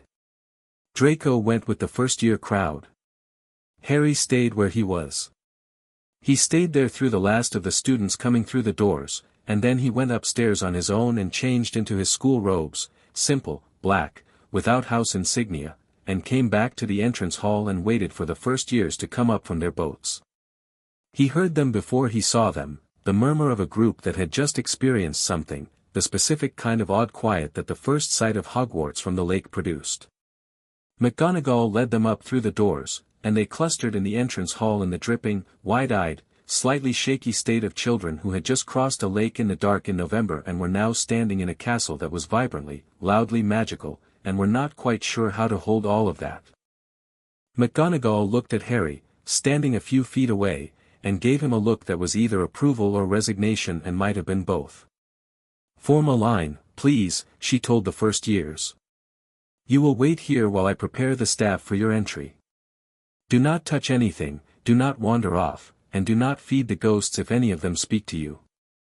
She went through the double doors into the great hall. The first years looked at each other. Some of them noticed Harry and gave him the uncertain look of people who weren't sure if he was a student or a fixture. He was small and messy-haired and wore school robes like everyone else. The lightning bolt scar was visible. Most of them got to the scar and did a visible double-take. The bushy-haired girl who'd been reading while she walked made it to the scar in about 2 seconds flat, and her expression was the most interesting one in the group, not starstruck, but cataloging. She was running through what she knew against what she was seeing and checking for discrepancies. Harry found himself hoping she'd be put somewhere sensible. Draco was watching him from across the group with the expression of a person revising a theory in real time. The doors opened. McGonagall beckoned them through. The great hall caught everyone the same way on first entry, the shock of the ceiling, the floating candles, the 4 long tables packed with students and the noise and the warmth after the cold and the dark outside. Harry had been in it 17 days and it still hit differently when it was full. The first years shuffled forward in a loose cluster and the students at the house tables craned to see, and Harry walked in with them and knew the moment it happened, the moment someone at the Gryffindor table recognized him, said something, and it spread. He heard his name move through the room like a wave. Harry Potter. Harry Potter. Is that, he didn't look around. He kept his eyes forward, toward the staff table where Dumbledore sat at the center in his formal robes, and where McGonagall had positioned herself beside the 3-legged stool with the old patched hat on top. He could see Quirrell at the far end of the staff table, adjusting his turban, not meeting anyone's eyes. He filed that. The sorting hat sorted 22 students. Harry watched the process with the attention of someone who was going to have to deal with all of these people for the next 7 years. The bushy-haired girl was Hermione Granger, Gryffindor, where the hat took about 4 seconds and seemed almost impatient, like a decision that had already been made. The round-faced boy was Neville Longbottom, Gryffindor, after a hesitation long enough that Neville had gone slightly pale. A red-haired boy, youngest of the set, who had the look of someone following a trail of siblings, Ron Weasley, Gryffindor, had barely touched his head. Draco Malfoy, Slytherin, had not even pretending to think about it.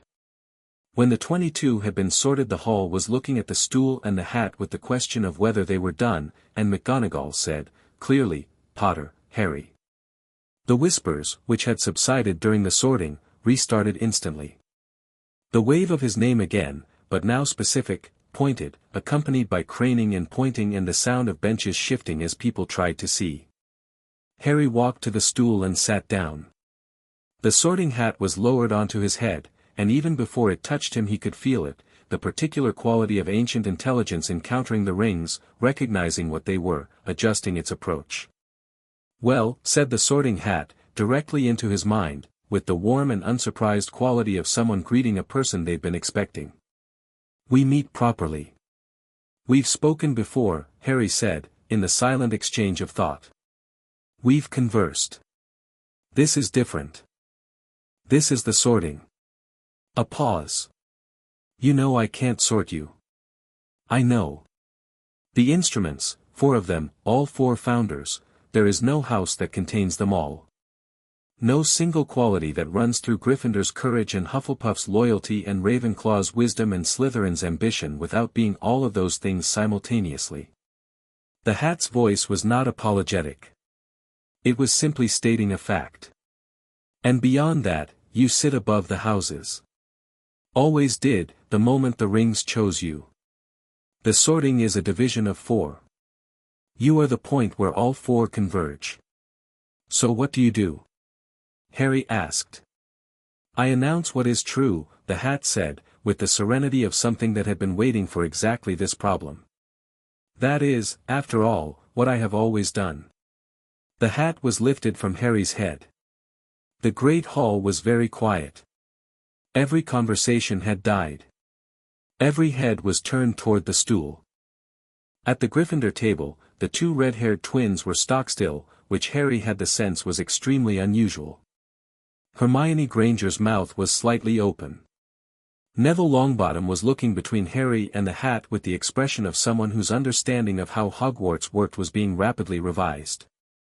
At the Slytherin table, Draco Malfoy's grey eyes were sharp and unreadable, and he was perfectly still.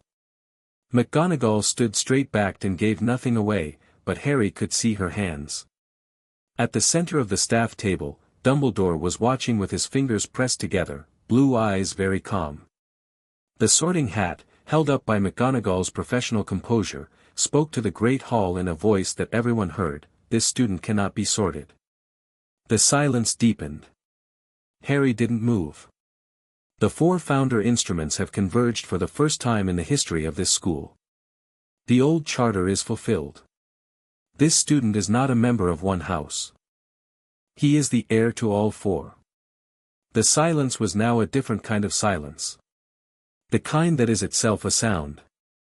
The hat continued, with the unhurried authority of 800 years of Hogwarts memory, the houses were never meant to be permanent divisions.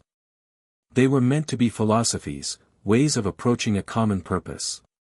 A Gryffindor who never thought, a Slytherin who never felt, a Hufflepuff who never questioned, a Ravenclaw who never acted, these were the failures the founders feared. They built into this school, from its foundation, a mechanism for correction. For the day when division had gone on long enough. A pause. That mechanism stands before you. Harry Potter, heir to all four founders, supreme Lord of Hogwarts. The old charter knows him. The castle knows him. And now, the hat's voice carried a quality of finality, like a lock turning, you know him. Harry stood up from the stool. He didn't sit at the Gryffindor table. He didn't sit at Slytherin. He walked to the center of the great hall, between the four long tables, and stood there for a moment, and then he looked at the staff table and said, calmly and clearly into the enormous silence, "Professor Dumbledore, could we have a fifth table? I'll need somewhere to sit." The silence held for one more moment. Then Dumbledore stood, and his eyes were very bright, and he raised one hand with the slight flourish of a man who had, in fairness, prepared for this contingency, and a fifth table appeared, smaller than the others, positioned centrally and perpendicular, the way the table at Harry's first dinner had been, but now made permanent. It had a single chair. Harry sat down. And then the great hall broke. The noise that erupted was not applause, it was bigger than applause, the compound sound of 400 people processing something simultaneously, voices overlapping in questions and exclamations, and a quality of collective bewilderment that bordered on joy, because even the people who didn't understand what had just happened could feel that something had changed, and it felt like air moving after a long stillness. Harry unfolded his napkin and served himself from the nearest dish, because Hagrid had told him the feast was exceptional and he'd been eating alone for 17 days and was genuinely hungry. The questions started before he'd finished his first plate. A delegation of Gryffindors arrived first, the twins leading, with the tactical confidence of people who had decided that boldness was always the right option and had been statistically vindicated enough times to keep believing it. "Fred Weasley," said the left one. "George Weasley," said the right one. "We feel it's important to establish," said Fred. "That we were the first to introduce ourselves," said George. "Which we will be calling in as a favor," said Fred. "At a time of our choosing," said George. "Which will probably be soon," said Fred. "Probably," said George. "Fred and George Weasley," Harry said. He had located them on the list McGonagall had given him of returning students. Third year. "You set off a dung bomb on the second floor last April that caused a mandatory evacuation of the East Wing." They looked at each other. He's already read our file, said Fred. Terrifying, said George, with visible delight. Sit down if you want, Harry said, gesturing at the available space on the bench nearest his table. But I'm not acknowledging the favor. You introduced yourselves at a feast before you knew what I could do for you. That's just good social instinct, not investment. Blimey, said Fred. He's right though, said George. They sat. Ron Weasley came next, pulled over by the twins with the expression of a younger sibling who'd been pressed into service. He was earnest and slightly overwhelmed and had roast potatoes on his robe already, and he stuck his hand out with the directness of someone whose family had taught him that honesty was its own form of social competence. Ron Weasley. I'm not, the twins made me come over, but I'm glad I did, actually. Harry said, shaking his hand. What do you know about chess? Ron blinked. Quite a lot, actually. I've been playing since I was 5. McGonagall thinks I should learn to relax, Harry said. My attempts at it have been unsuccessful. I'm told chess is strategic but also finite, which might help. Ron's face broke into the grin of someone who had just been offered something they were actually good at in a situation where they'd expected to offer nothing. I could teach you. If you wanted. Tomorrow morning, Harry said. After my run. Library. Yeah. Okay. Ron looked pleased and slightly dazed. He took a chicken leg from the nearest dish and ate it with the wholehearted conviction of someone for whom food was a genuine pleasure rather than a social performance. Harry found this deeply reasonable. Hermione Granger came over with the purposefulness of someone who had decided on an approach and was committing to it. She didn't wait to be invited. She sat, placed her hands flat on the table in the manner of someone about to make a considered argument, and said, "The Sorting Hat said you're the heir to all 4 founders. I've read Hogwarts, a history 3 times and there's a single paragraph in Chapter 9 about the founding charter, but it doesn't mention any mechanism for, Chapter 9 is incomplete," Harry said. The full charter's in the restricted section. 3rd aisle on the right. Hermione's eyes went slightly wide. You've read it? Yes. What does it actually say? What would you like to know specifically? The conversation that followed lasted 40 minutes, covered 4 topics Harry hadn't expected a first year to have relevant framework for, and established that Hermione Granger had read her way to the edge of her available sources and was hungry for more in a way that wasn't performance, it was actual intellectual appetite, real and sharp and directed. Harry answered what he knew and said clearly when he didn't know something, which he could tell surprised her because she'd apparently been expecting a different dynamic. You're very straightforward, she said, at one point. Is that a problem? No, she said, like she was amending an internal record. No, it's actually, no. It's good. The restricted section is open, Harry said. Dumbledore authorized it for me. I'll ask if I can extend that. She looked at him with the expression of someone recalibrating everything at once. You can do that? Harry looked at the rings on his right hand, and Hermione looked at them too, and for a moment the amber and the blue and the gold and the silver green caught the candlelight fully. I can probably do quite a few things, Harry said. Hermione closed her mouth and then opened it again and said, I think we should be friends. I was already planning on it, Harry said. Neville Longbottom came over last from the Gryffindor contingent, slowly and slightly sideways, with the body language of someone who had decided on something and was executing the decision before his nerve failed. He sat down and said, in a small but very honest voice, the hat took a long time with me. I'm not supposed to be impressive. Harry looked at him. Round face, genuine eyes, the particular posture of someone who'd been told enough times who they were that they'd stopped arguing with it. Longbottom, Harry said. Your grandmother is Augusta Longbottom. Yes. She testified before the Wisengamot twice on matters of wizarding rights, Harry said. Both times she was the only person in the room who said what needed to be said. The record of the second testimony is in the restricted section and it's the best argued public document I've read since I got here. He paused. She's a formidable person. Neville stared at him. The hat takes longer with interesting people, Harry said. It took 12 seconds with Draco Malfoy. He watched Neville sit with this for a moment, and then watched something in Neville's posture very slowly, almost imperceptibly, change. Not dramatically. Not overnight. Just, slightly less folded. Okay, Neville said. Okay, Harry agreed. He went to the Slytherin table last, because he'd been watching Draco Malfoy for the past hour and Draco had been watching him back, and at some point the mutual awareness was going to resolve into a conversation and Harry preferred to choose the timing rather than wait for Draco to work up to it. He picked up his cup and walked over. The Slytherin table went quiet in a way that the other tables hadn't, a sharper quiet, more wary, with the instinct of a group that had been told, in various ways, for a long time, that they were the ones to be suspicious of. Harry noticed it and didn't comment on it, because commenting on it would have been condescending and he wasn't in the business of condescension. He sat down across from Draco without being invited.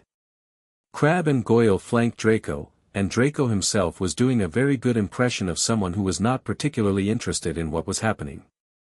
The grey eyes gave him away. They were doing too much work to be indifferent. Slytherin's ring, Draco said, instead of hello, looking at Harry's right hand. Yes, Harry said. You're wearing Slytherin's ring. His voice had a quality that took Harry a moment to parse, not anger, not offense. Something more like the feeling of a person who has discovered the map of their world has a feature they were never told about. Among others, Harry said.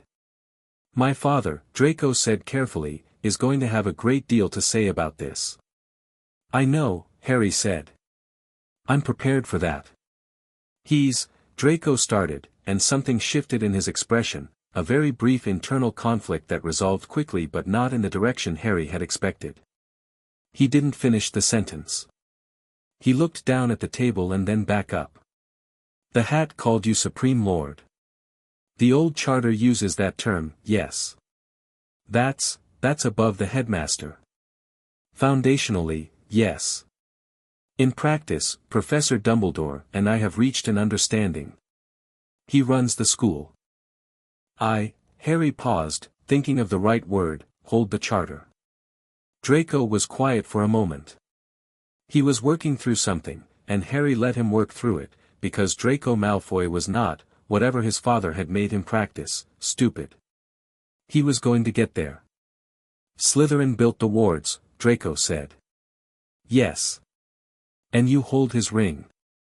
Yes. So you hold the wards. In a foundational sense. Draco looked at him with the grey eyes that were currently doing the most honest work Harry had seen from him since the entrance hall. The social armor was still there, the precise posture, the careful voice, but behind it something was genuinely wrestling with something. Why did you come over here? He asked. You've been talking to Gryffindors for an hour. Because you've been waiting, Harry said. And because you're going to be in an interesting position over the next few months with your father on the board, and I'd rather you knew I wasn't your enemy before that gets complicated. Draco's jaw tightened. My father isn't, your father is doing what he believes is right for his family and his position, Harry said, with no heat in it. I understand that. It doesn't make him right, but it makes him comprehensible, which is more useful than dismissing him. He looked at Draco steadily. You're not your father. Draco stared at him. You might end up acting like him for a while, Harry continued.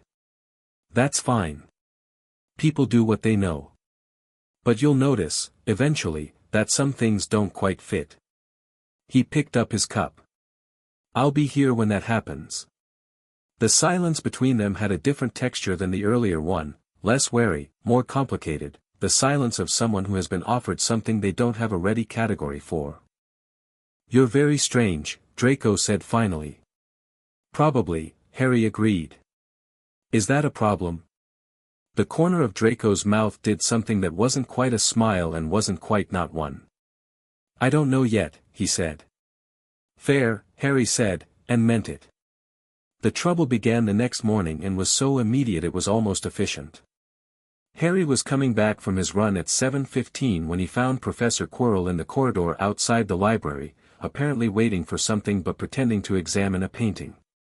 The wrongness Harry had been noting in the man sharpened when they were the only two in an empty corridor, Slytherin's voice in the rings going very still. "Professor," Harry said, pleasantly. Quirrell turned. The stutter was present. "Ah, P. Potter. Good morning. Early riser." "I run in the mornings," Harry said. "Do you need the library? I can go in first if you—" "No. I was just, the painting here is quite," he gestured at a portrait of a medieval wizard who was very clearly asleep, "quite interesting." "Yes," Harry said. He looked at Quirrell for a moment. Not threateningly, just with the full weight of his attention. He was not afraid of Quirrell. He was curious about him, which was different. The turban. The stutter that dropped when he forgot himself. The faint wrongness that was not coming from Quirrell exactly but from something near Quirrell or in Quirrell or behind him. "Is your turban uncomfortable?" Harry asked. Quirrell's eyes snapped to his. For exactly 1 second the stutter was entirely absent. Pardon?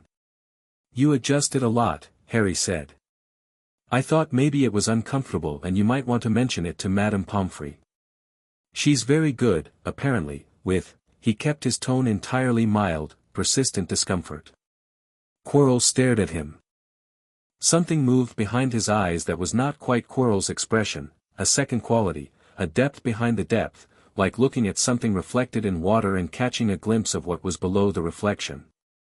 "Perfectly comfortable," Quirrell said, with no stutter at all, and then caught himself. Thank you. Good morning, Potter." He walked away down the corridor.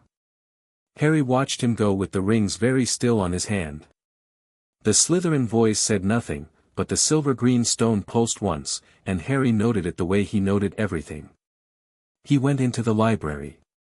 Ron was already there, a chess board set up on the nearest table, pawns arranged with the precision of someone who took this seriously. He looked up when Harry came in, registered the expression on Harry's face, and said, "Are you all right?" "Yes," Harry said. "Tell me about the opening moves." Ron told him about the opening moves. Harry listened with part of his mind and kept part of it on the corridor outside, and on the quality of that second presence behind Quirrell's eyes, and on the fact that whatever it was, it had noticed that Harry had noticed. McGonagall found him after breakfast. "The board," she said, "has moved the October review to October 15th. "That's 3 weeks," Harry said. "Malfoy is moving quickly." She handed him a scroll. "He filed the formal request last night. He's citing the Sorting Hat's announcement as evidence of unusual magical activity. He wants a full assessment, independent of the headmaster's office." Harry unrolled the scroll and read it. It was well drafted, precise legal language, citations in the right places, the proposal framed entirely in terms of student safety and institutional integrity. There was nothing in it that was explicitly hostile. If you didn't know what Lucius Malfoy was actually trying to achieve, it looked reasonable. He rolled it back up. "He's good," he said. "He's very good," McGonagall agreed. "He's been doing this for 15 years. I've been doing it for 17 days. Harry tucked the scroll inside his robe. "What's the board composition? How many members does he have?" "Out of 12, confidently, 4. Possibly 6. "What about the other 6? "Uncertain. Some are neutral in principle. Some are waiting to see which way the situation resolves before committing." She paused.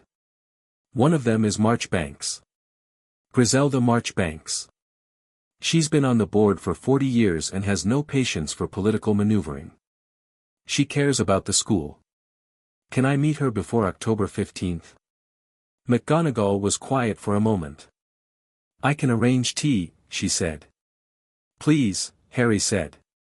He spent the rest of the morning in class. McGonagall was teaching Transfiguration, which was the first official lesson Harry had attended. He was the only student in his year being taught alone, since the rest of the first years had their lessons together and Harry was 17 days ahead of them and several books ahead of that. McGonagall had devised a curriculum that started where he actually was rather than where the syllabus assumed he should be, which was efficient and respectful and made the lesson interesting rather than performative. She turned her desk into a pig and back to demonstrate the theory, and Harry turned his into a pig and back on the first attempt, which was not quite the reaction she'd been expecting, and then she handed him a matchstick and asked him to do something more precise and he spent 40 minutes working on the exact refinement of the transfiguration, which was harder than the large version and considerably more interesting. You learn quickly, she said, in the neutral tone she used for facts.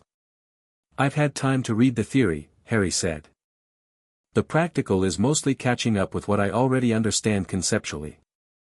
The theory of transfiguration and the execution of it are quite different things. Yes, Harry agreed. But I've also been practicing. The disused classroom on the 4th floor. She paused in the writing she was doing on the board. The 4th floor classroom has been sealed since 1962. The castle unlocked it for me, Harry said. There's Ravenclaw notation on the chalkboard. Original, I think. McGonagall turned around. Original Ravenclaw notation on the, she stopped. You've been using it. Yes. Carefully. She looked at him for a moment with the expression she'd been developing over the past 17 days, the one that had started as assessment and was becoming something that had more warmth in it than she probably intended. We'll talk about the notation another time, she said. Finish the matchstick. He finished the matchstick. After the lesson, walking back through the stone corridor toward the library, he felt the castle shift around him, a subtle change in the foundational vibration, something like attention being redirected. He stopped walking. He put his right hand flat against the corridor wall and pressed his palm to the stone. The castle showed him something. Not in images, in sensation, in the felt knowledge the rings translated. 2 floors below, in the dungeons, there was a door. It had always been locked. Tonight it wasn't. Or more precisely, it had been locked with a magic that predated the current headmaster's administration by about 300 years, a Slytherin-era protective enchantment, and that enchantment no longer treated Harry as an outsider. As of the night of the feast, when the charter had been announced, every locked door in Hogwarts that Salazar Slytherin had originally sealed had reclassified Harry Potter from unknown to heir. Harry straightened up. Later, he said quietly, to the wall, to the rings, to the foundational hum of the castle around him. He went back to the library and found Hermione already there with 3 books open simultaneously and a look of intense and barely contained excitement that he was going to find, he suspected, a reliable feature of her company. I found the Chapter 9 discrepancy, she said, without looking up. The edition I had was abridged. The full text is completely different. How did you know? The abridged version doesn't cite its sources, Harry said, sitting across from her. When a historical document doesn't cite its sources it usually means the sources don't support what the document is saying. Hermione looked up. She had the expression of someone storing a piece of information they found genuinely useful. That's a good rule. It's how my aunt reads the newspaper, Harry said. She doesn't know she's doing it but she always asks where something comes from before she believes it. He paused. One of the more useful things I got from Privet Drive. Hermione looked at him with the directness that he was already coming to recognize as her default mode. Was it bad? Living there? He considered. It was mostly small, he said. Cupboard-sized, in most ways. He looked at the books in front of her. What did the full Chapter 9 say? She let him redirect, which he appreciated, and told him what the full Chapter 9 said, which was actually interesting, and they argued about the interpretation of one passage for 20 minutes in the way 2 people argue when they're actually enjoying the argument. And by the end of it Harry had a new perspective on one of the charter clauses that he hadn't considered and Hermione had a reading list that was going to take her until Christmas. Outside, the Scottish autumn settled around the castle. The lake was very still and very dark. In the dungeons 2 floors down, a door that had been sealed for 300 years waited with the patience of something that had all the time in the world. And in the great hall at dinner that evening, Harry ate at his perpendicular table while around him 400 students and a staff of 12 and one ancient hat and a castle of 8 centuries collectively adjusted to a new arrangement, the way water adjusts to a new channel, not without effort, but inevitably, following the shape of things as they actually were. Harry ate his dinner, talked to Neville about herbology, in which Neville had a quiet but genuine expertise that came alive when someone actually asked, listened to Fred and George outline a plan he refused to endorse but found genuinely creative, and at the staff table met Quirrell's eyes once across the room. Quirrell looked away first.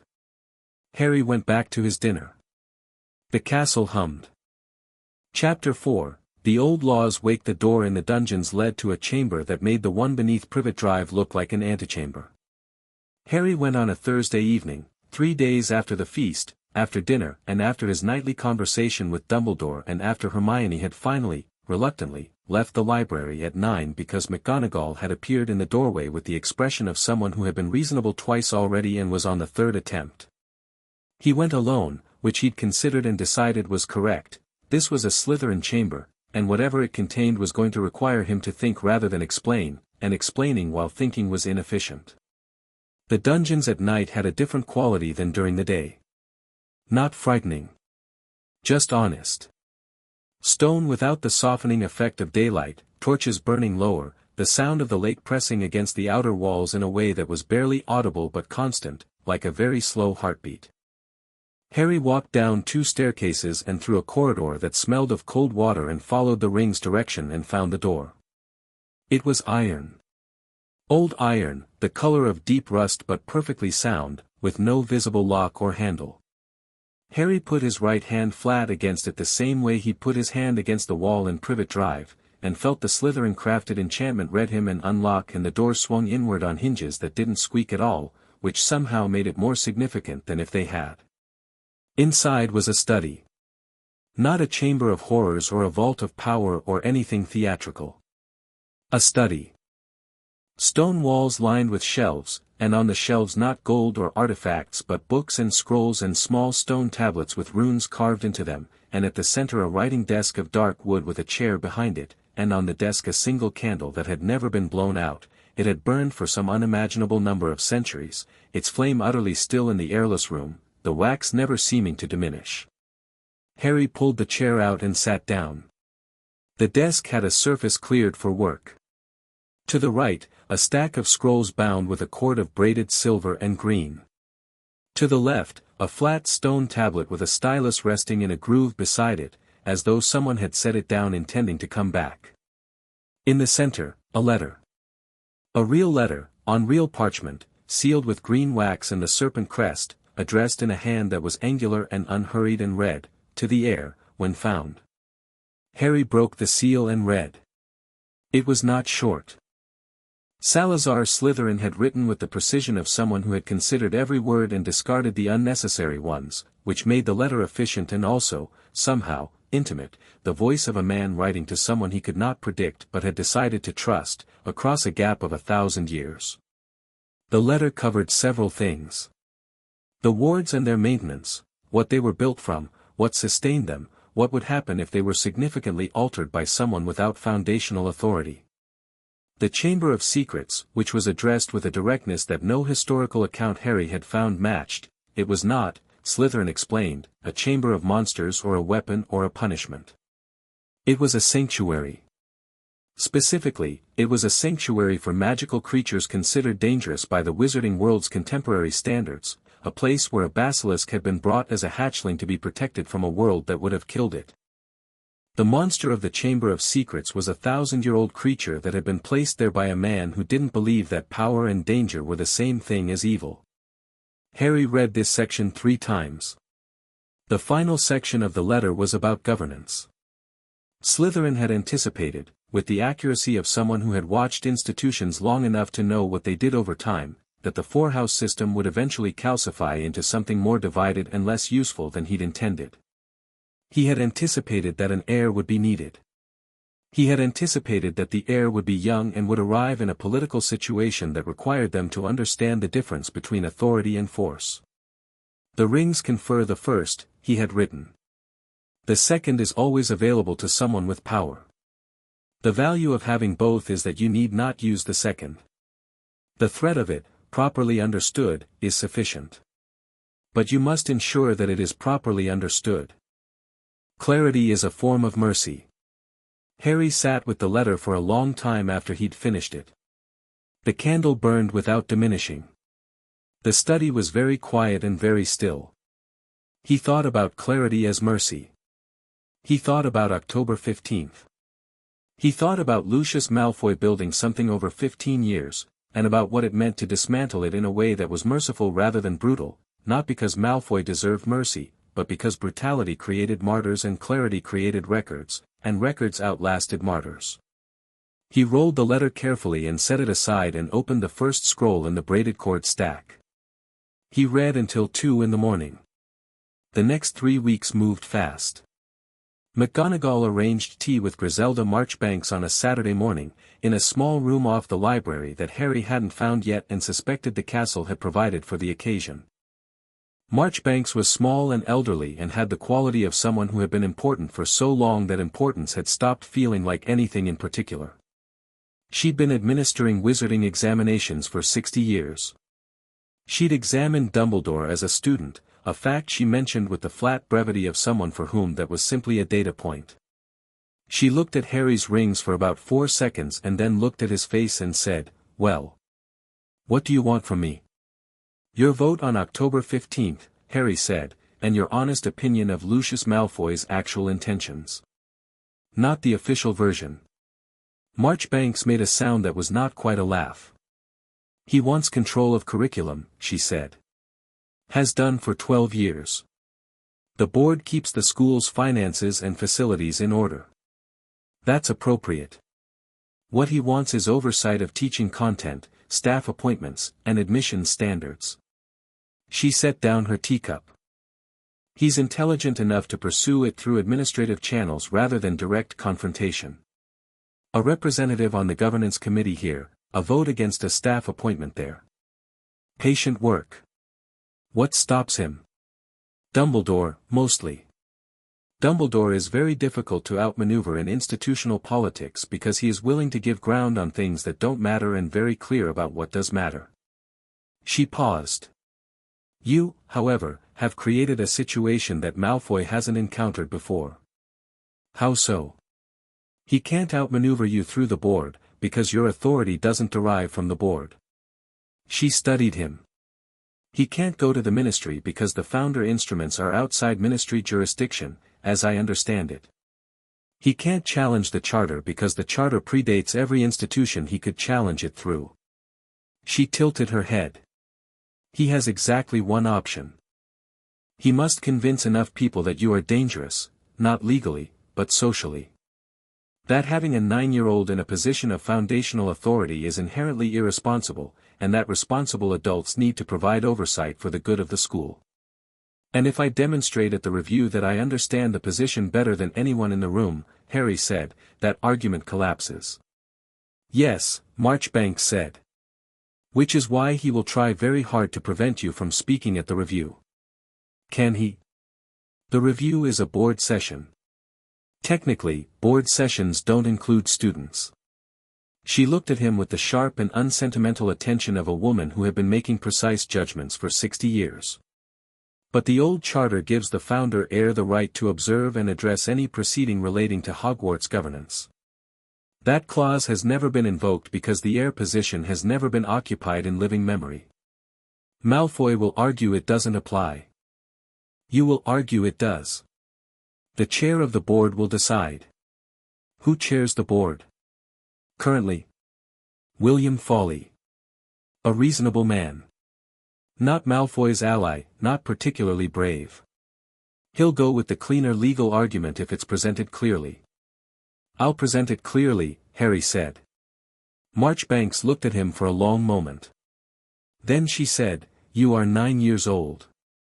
"In 5 days," Harry said. "Yes. Are you afraid of any of this?" Harry thought about it honestly.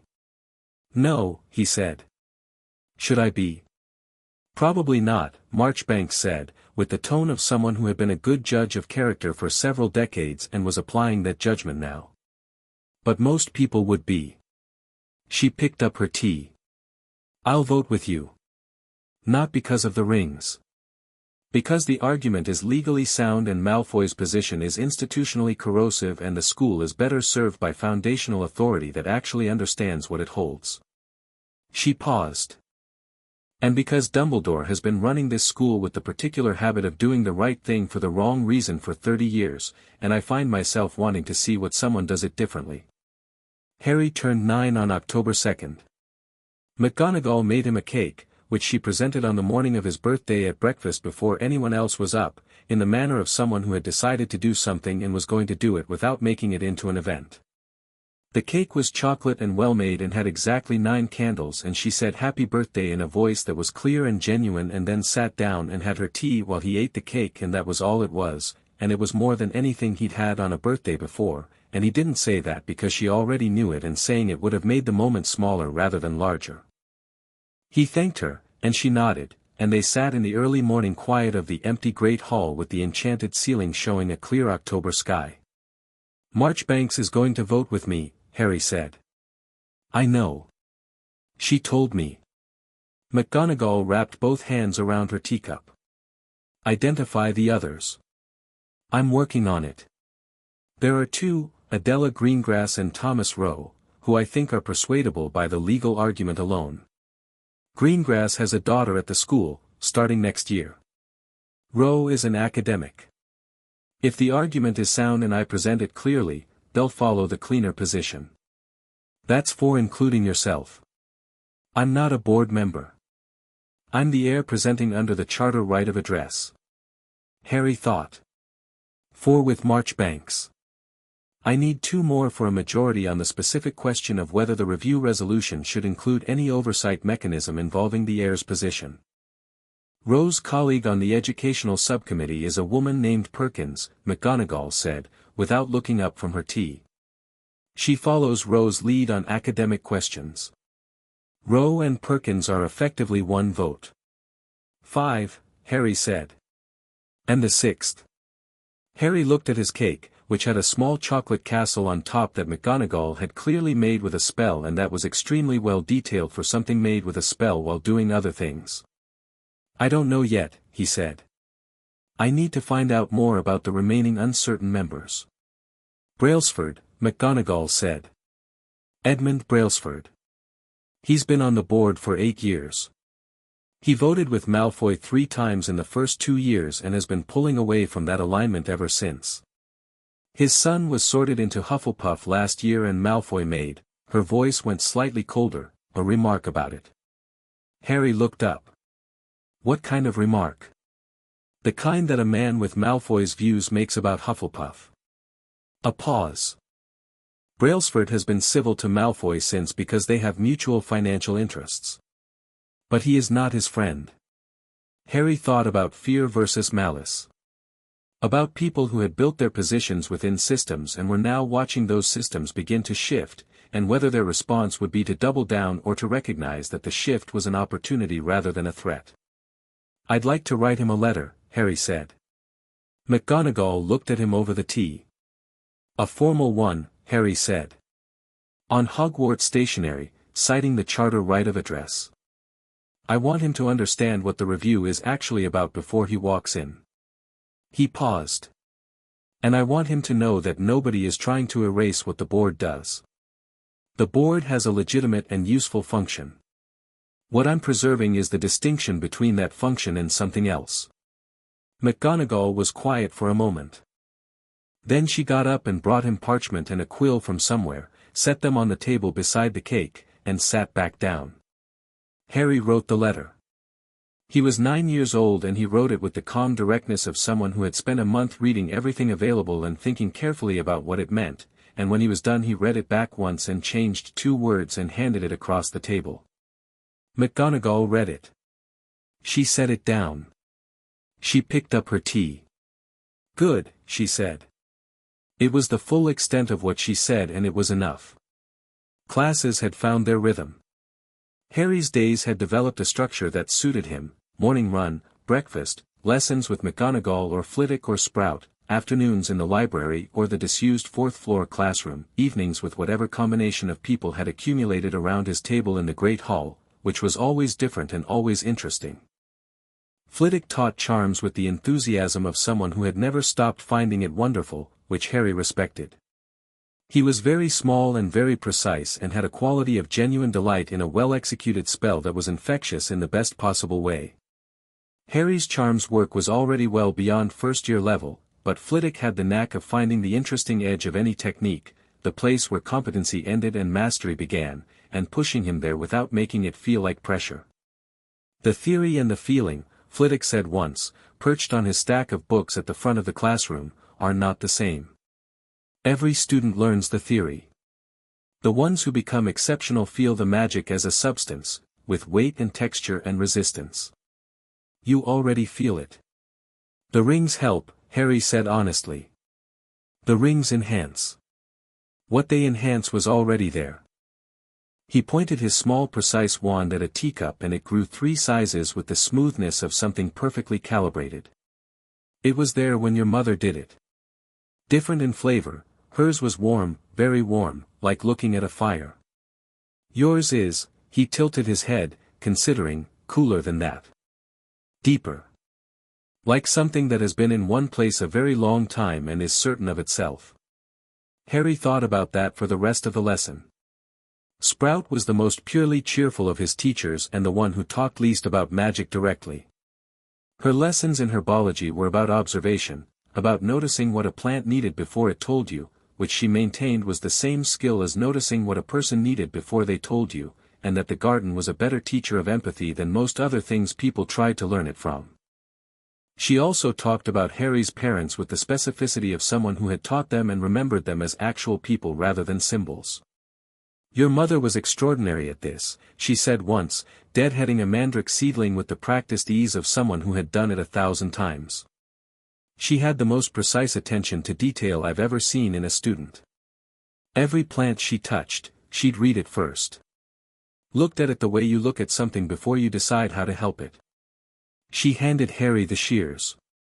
You do the same thing. I've been watching. Harry took the shears and said, she sounds like she was very good at it. She was extraordinary, Sprout said simply. There's a difference. Defense against the dark arts with Quirrell was a different category of experience entirely. Harry sat in those lessons and watched with 2 levels of attention. One level worked through the content, protective charms, the theory of dark magic, the history of magical conflicts, which was often interesting even though Quirrell's delivery was uncertain and frequently interrupted by his own stuttering and adjustments to his turban. The second level watched Quirrell himself, and what it watched was a pattern that had sharpened over the weeks into something more specific. Quirrell was afraid. Not a generalized anxiety but a specific, directional fear, aimed at one thing. Harry could not yet identify what that thing was, but the fear was real and it ran beneath the stuttering and the fussing with the turban like a current of cold water beneath warm surface. And beneath the fear, visible only in flashes, was the thing Harry had glimpsed in the corridor on the first morning, that second presence, deeper, cooler, with a quality of contained and controlled patience that was nothing like Quirrell's nervousness. Something was in Quirrell. Or behind him. Or waiting, with the patience of something that had been waiting before and expected to wait again. Harry said nothing about this to Dumbledore yet. He was still watching. He said nothing to anyone, which Hermione eventually noticed. You go very quiet in defense, she said, on a Tuesday evening in the library. Not bored quiet. Thinking quiet. I'm always thinking, Harry said. Yes, but this is different thinking. She looked at him with the direct assessment that had become familiar. Something about the professor bothers you. I'm curious about him, Harry said carefully. That's not the same thing as something bothering you. No, Harry agreed. It's not. Hermione waited. I don't have enough information yet, Harry said. But you're collecting it. Yes. She looked at her books for a moment. Then, can I help? Harry looked at her. She was 9 weeks into Hogwarts and had already worked through half the library's accessible section and most of what he'd pointed her toward in the restricted section, and had opinions on all of it that were worth arguing with, and argued with his opinions in return with the fearlessness of someone who trusted her own thinking. You could research the defense against the dark arts professorship, he said. The history of it. Who's held it, for how long, patterns in who's left and why. She didn't ask why. She wrote it down. When do you need it? Not urgently. Before November. Okay. She turned a page. Your birthday was 2 weeks ago and you didn't tell anyone. McGonagall knew. She made you a cake. Yes. What kind? Chocolate. Good choice, Hermione said, with the tone of someone who had opinions about cake flavors and had filed them under irrelevant to the present conversation but not irrelevant in general. She went back to her book. Ron had become a fixed point at the library table every morning for chess, and what had started as Harry learning had become, fairly quickly, something more mutual. Harry's strategic thinking was strong and Ron's technical knowledge was deep, and they had discovered the specific pleasure of being well matched against each other. Ron won more often, but the margins were closing. You're going to beat me by Christmas, Ron said, one morning in mid-October. March, Harry said. I'm still making structural errors in the mid-game. You're only making them because you're thinking 3 moves ahead when I'm only thinking 2, and then you adjust wrong when I do something unexpected. Yes, Harry said. I need to hold fewer moves in the forward model and leave more room for adaptation. Ron looked at him. When I said that to my brother Charlie, he told me to shut up and just play.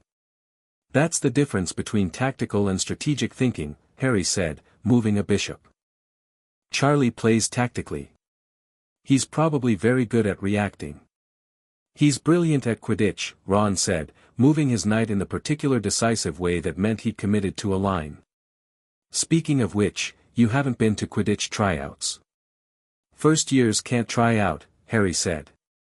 McGonagall could make an exception. Ron looked at him with the sideways expression he used for things he'd been thinking about for a while. The four-founder thing, does that mean you could play for any house? Or no house? I haven't thought about it, Harry said honestly. Ron moved his queen. Check. Harry looked at the board and felt the familiar quiet pleasure of a problem that had one correct solution and required finding it. He looked for it. Quidditch would be fun, he said, moving his king 1 square. That's what I'm saying, Ron said, and smiled. October 15th arrived with the specific quality of a day that had been coming for a long time. The board members arrived at 11, 12 people in wizarding robes, some formal, some practical, with the range of expressions you'd expect from a group assembled for a proceeding that some of them had convened and some of them had been called to and some were still deciding what they thought about. Harry watched them cross the entrance hall from the gallery above, learning faces against names. Lucius Malfoy came last. He was tall, elegantly dressed in charcoal robes, with the blonde hair that Draco had inherited and the quality of a man who was entirely comfortable in formal settings because formal settings were among the several categories of room he had been trained since childhood to own. He moved through the entrance hall with the ease of familiarity. He'd been here many times. This was his territory in a functional sense, the territory of a man who had spent 15 years making himself essential to how this place worked. He didn't see Harry on the gallery. Harry didn't expect him to. He was already looking at the boardroom, already in the headspace of the proceeding, already building the version of today that he'd planned. Harry came down from the gallery and went to find Dumbledore. The board met in a long room on the second floor that was used for governor's sessions and occasional formal examinations. A long table, 12 chairs for the members, a chair at the head for the chairman. Against the wall, 3 additional chairs for observers, the headmaster, the deputy headmistress, and whoever else was invited. Harry walked in with Dumbledore and McGonagall and took the third observer's chair. Lucius Malfoy, already seated on the far side of the table, saw him enter. Something moved in his expression, not surprise, exactly, more the reorganization of a man who had expected a problem and had it appear with a specific face, which was more useful information than an abstract problem. His eyes went to the rings on Harry's right hand. They stayed there for one deliberate second and then returned to neutral. William Fawley, the chairman, was a heavy-set man in his 50s with the kind of face that took a while to show what was behind it. He called the session to order with the practiced efficiency of someone who ran long meetings and disliked them. The purpose of today's session, Fawley said, is to assess the status of unusual foundational magical activity at Hogwarts School of Witchcraft and Wizardry, as called for by Governor Malfoy on September 2. We'll hear from the headmaster, from the member who called the session, and from any relevant parties. He looked at the observer chairs. I understand there is a petition to address under charter rights. Yes, Harry said. Malfoy said, immediately and with perfect smoothness, Mr. Chairman, I'd note that the charter right of address has not been formally invoked since the 15th century. Before we proceed on that basis, I'd suggest we establish whether that right is currently applicable to the, a brief pause, a masterwork of subtle emphasis, present circumstances. The right is applicable when the founder-heir position is occupied, Harry said, before Fawley could respond. The position is currently occupied. The right is therefore applicable. The Charter text, Section 12, Subsection 4, does not include any provision for the right to be argued away on the basis of the heir's age, academic year, or length of residence. He looked at Fawley. I have the relevant text, if the chairman would like to review it. He had the relevant text. He had it on a single piece of parchment, pre-marked, which he slid across the observer table toward Fawley without haste. Fawley read it. He was not the kind of man who read quickly, and the room held a quality of patience that had different textures on different sides of the table. Malfoy's patience was coiled. Marchbanks, 3 seats down on the member side, had the expression of someone watching a play they'd read in advance. The charter right stands, Fawley said. He looked at Malfoy. The heir may address the session. We proceed. Headmaster, please give us the situation. Dumbledore stood and described the situation with the economy of someone who had prepared this carefully, factual, clear, thorough on the magical mechanics and the historical precedent, careful about the distinction between what was observable and what was interpretive. He spoke for 12 minutes. He cited no documents Harry hadn't already read. He concluded by noting that the Hogwarts foundational magic was currently in excellent stability, that all wards and protections were functioning at or above their usual parameters, and that there was no evidence of any safety concern. He sat. Malfoy stood. He was very good. Harry had expected him to be very good, and he was, and the specific quality of his goodness was worth studying while it was being demonstrated. He built his argument in layers, the first layer entirely reasonable, even sympathetic, about the importance of institutional oversight and the board's responsibility to the students and the families who entrusted the school with their children's safety. The second layer more specific, the nature of the founder instruments was not, he said, a matter for the headmaster to adjudicate alone, it was a matter of institutional significance that required the board's collective understanding and, ideally, documentation. The third layer was the structural move. He proposed that the board commission an independent assessment of the instruments, to be conducted by a ministry-appointed examiner, and that the results be filed with the board and with the Department of Magical Education. He didn't say control. He didn't say oversight.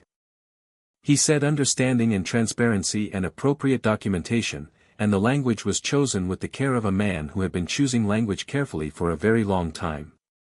He sat. Around the table, 4 members were nodding. 3 were neutral. Marchbanks was not nodding.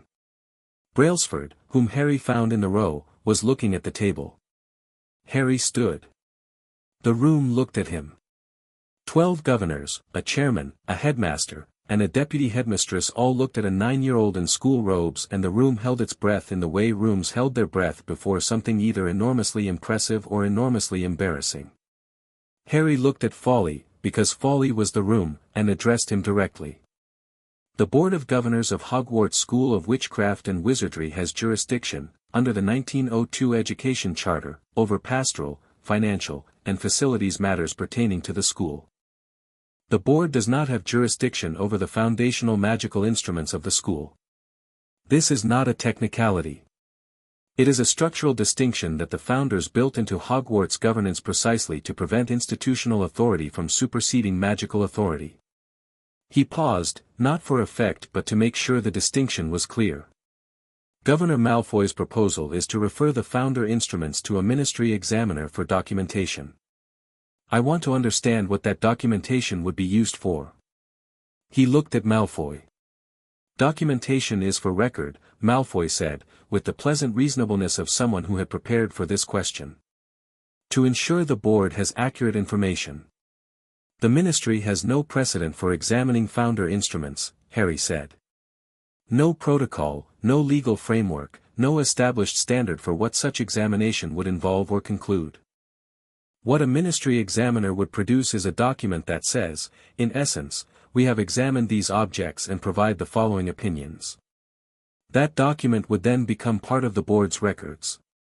And once it is part of the board's records, any future action relating to the instruments would cite that document as the basis for board interest in them.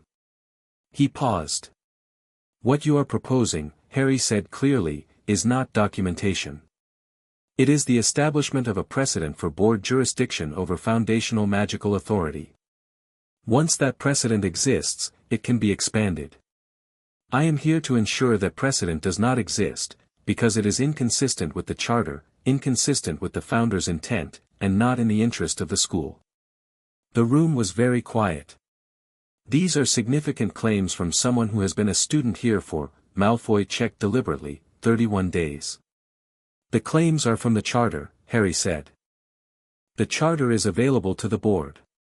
You've all had 30 days to read it. He looked at the room. How many of you have? Silence. A shifting of postures. Marchbanks's expression was serene. I've provided a summary, Harry said, setting a document on Folly's table, another pre-prepared piece of parchment, 12 copies, one for each governor. Folly's aide distributed them. Section references are marked. The relevant jurisdictional distinction is in Section 7. Section 12 covers the heir's rights of address. Section 18 covers the relationship between founder authority and subsequent institutional authorities. He paused. Section 18 was written by all four founders jointly. It has not been amended, cannot be amended by any currently existing institution, and has never been successfully challenged in any wizarding court. He sat. The room spent 6 minutes reading. This was, Harry thought, actually the most important 6 minutes of the proceeding, because people reading documents were people doing their own thinking, and their own thinking was harder for Malfoy to direct than their responses to an argument. Folly looked up first. Then Marchbanks. Then, after a long moment, Brailsford, and when Brailsford looked up he was looking at Harry rather than at Malfoy. Governor Malfoy, Folly said, in light of the charter text, specifically Section 7, can you indicate which aspect of your proposal falls within the board's jurisdictional scope? The quality of the silence that followed was different from the earlier silences. Malfoy looked at the summary. He was too good to show anything openly, but Harry, watching carefully, saw the single micro-adjustment of a man whose argument had just been moved to ground that wasn't his. He rebuilt. He was good enough to rebuild. He shifted his argument to a pastoral framing, expressing concern about student welfare in an environment where the foundational magic was in a condition of transition, suggesting that even if the board's oversight was limited, a welfare check for all students might be appropriate. It was elegant and fast. Harry gave him credit for it. A welfare check is entirely appropriate, Harry said, and is already within the headmaster's purview, which he exercises continuously. If there is a specific welfare concern, I'd suggest raising it with Madame Pomfrey and Professor Dumbledore directly, which is the correct procedural path. He looked at Folly. I don't believe the board needs a resolution for that. Folly nodded slowly. Does the board have any specific welfare concerns to raise? 3 seconds of silence. No, said Marchbanks, with finality. Around the table, the balance was visible. Malfoy's 4 were still his 4, but they were quiet now, not defeated, but recalibrated. The three uncertain members had been reading the charter summary and were looking between Harry and Folly with the expressions of people who had found the argument they could follow. Brailsford spoke for the first time. He said, "I'd like to propose that we table Governor Malfoy's motion on documentation and instead note for the record that the board has been informed of the foundational magical situation, that no welfare concerns have been identified, and that the matter falls outside the board's jurisdictional scope." He paused. "That's a clean record and an accurate one." Folly looked at Malfoy. "Governor Malfoy, do you second the tabling?" Malfoy was looking at Harry. The grey eyes, so like Draco's, Harry noted, but with something harder behind them where Draco's had something more complicated, were doing their work, reading him, reassessing.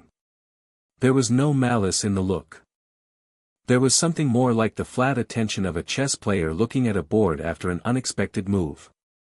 "I'll second the tabling," Malfoy said. The motion passed 8-4, with Malfoy's 4 voting against and not pretending otherwise. Folly closed the session efficiently. In the clearing of chairs and gathering of documents that followed, Harry was approached by 2 of the formerly uncertain members who said careful and noncommittal things that meant, translated, "We'll be watching and we thought you were right today." Marchbanks passed him with a look that conveyed a complete sentence without any words. Brailsford stopped and said, simply, "Good work," and moved on. Malfoy did not approach him. Harry watched him leave, tall, unhurried, moving through the room with the same ease he'd entered with. At the door he paused, and Harry had the sense of a decision being made, and then he turned back and crossed the room and stopped in front of Harry with the practiced social ease of someone who had never in his life shown his actual reaction in public. "You prepared thoroughly," Malfoy said. "Yes," Harry said. "The summary was well made." "Thank you." A pause. The grey eyes were doing the same assessment that Draco's eyes did, but with a different quality behind it, older, more constrained, carrying the weight of 15 years of careful work. "You understand that today's session is one session," Malfoy said. "Yes," Harry said. "I understand that.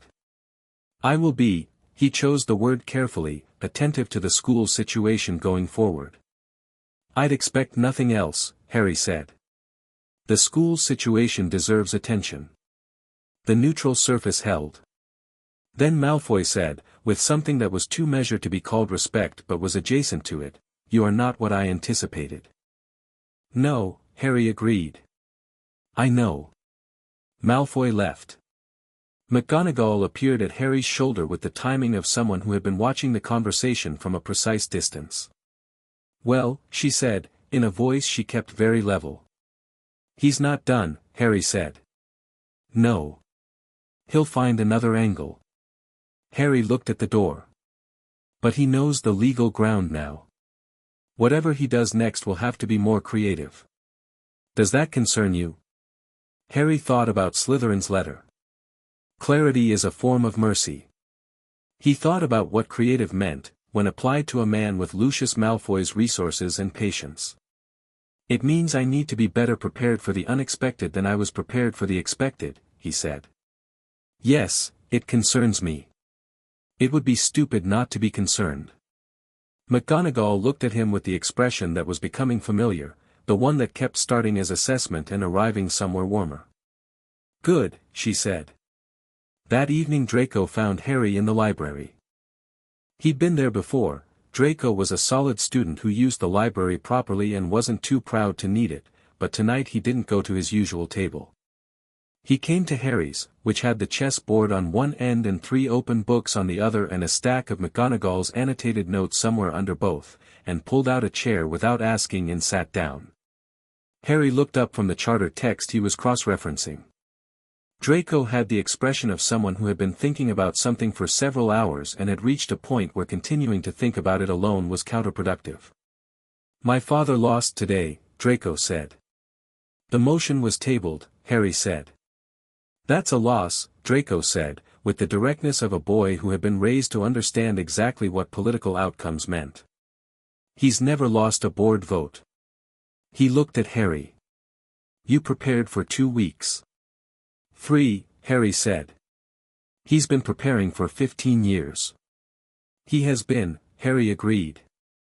And the 15 years of preparation went into building an argument that assumed a different opponent. He paused. I'm not saying I'm better than him. I'm saying I had the cleaner legal position and I knew the text better than he expected. Those are specific advantages, not general ones. Draco was quiet. He looked at the charter text in front of Harry. You're still reading it.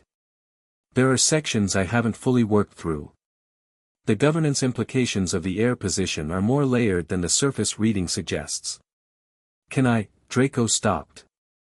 Start it again. What does it actually say? About what you can do. Harry looked at him for a moment. Draco's face was doing the same complicated internal work it had done at the feast, the social armor present but under visible strain from the thing moving behind it. Not fear. Genuine curiosity. The curiosity of someone who had been told a very specific story about the world and had just seen a significant piece of evidence that the story was incomplete. Harry turned the charter to section 18 and pushed it across the table. Draco read it. He read it carefully, and Harry watched his face while he read, because Draco Malfoy reading a foundational document for the first time and encountering the reality of it rather than his father's version of it was genuinely informative. When he looked up his expression was different. Not dramatically, Draco was too controlled for dramatic expression. But the difference was real. This was always the plan, Draco said slowly. The founders built this in from the beginning. One person, all 4 houses. Yes. Slytherin agreed to this. Slytherin designed most of it, Harry said. The foundational architecture is primarily his work. He was very precise about what it meant. He paused. He wrote a letter. It's in his study, 2 floors down. Draco stared at him. There's a study. His personal study. The castle let me in. And there's a letter. Yes. From Salazar Slytherin. Addressed to you. To the heir. Yes. Draco sat with this for a long moment. Then he said, in a voice that had dropped some of its practiced composure, what did it say? Harry considered how much to share and decided that the accurate calculation here was not caution but information.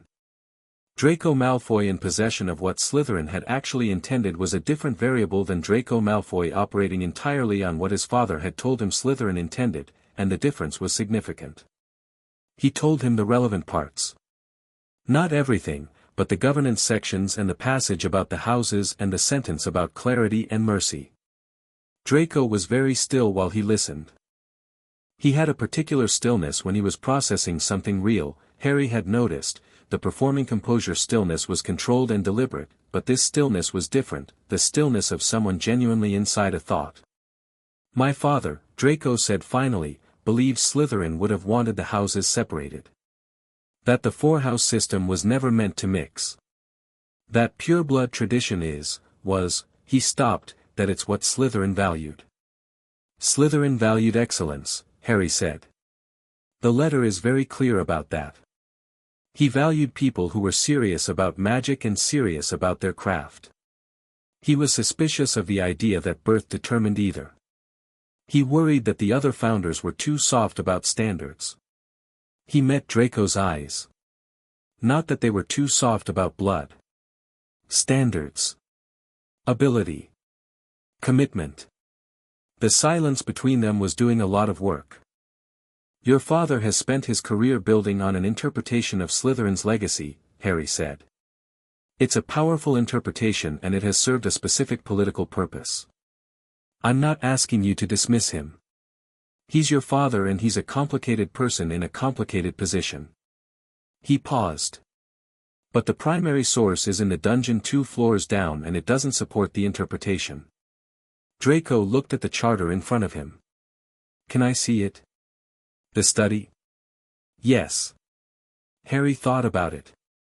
The castle's assessment of who it let through doors was the authoritative one, not his personal judgment, but what the foundational magic decided. The Slytherin seal had already reclassified him. Whether it reclassified Draco was a different question. "Come with me," Harry said. "If the door opens, you can go in." They went together, Draco with the controlled composure of someone who had decided to do something and wasn't going to show uncertainty about it, through the evening dark corridors of the dungeon and to the iron door.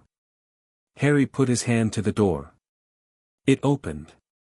He looked at Draco. Draco looked at the open doorway, and at the candlelight beyond it, and at Harry. Something moved in the grey eyes that was more honest than anything that had been there before. He walked through. Harry followed him in. Draco moved through the study with the careful attention of someone reading a room he was not going to get wrong, looking at the shelves and the stone tablets and the desk and the letter, which Harry had returned to its place after his first reading. Draco picked up the letter. He read it. Harry sat in the chair and let him read and didn't say anything, because some things were better said by primary sources.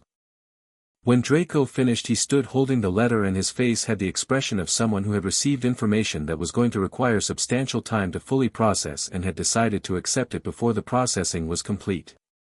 "He would have hated my father," Draco said quietly. Not with self-pity. With the flat assessment of someone reading one person against another and finding the mismatch. "Probably," Harry said. "He would have respected my mother." A pause. "She's actually good at magic." "Serious about it." "What house was she?" "Slytherin." "Genuinely." Draco set the letter down on the desk with the same careful reverence with which he'd picked it up. "What does today mean?"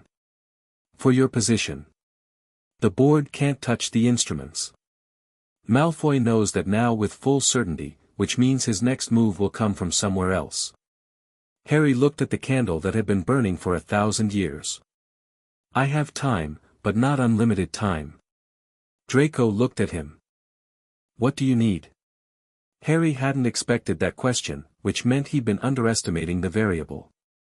He looked at Draco Malfoy, 11 years old, in his father's house, having just read his house's founder's letter and had a significant portion of his inherited worldview complicated in the space of 1 hour.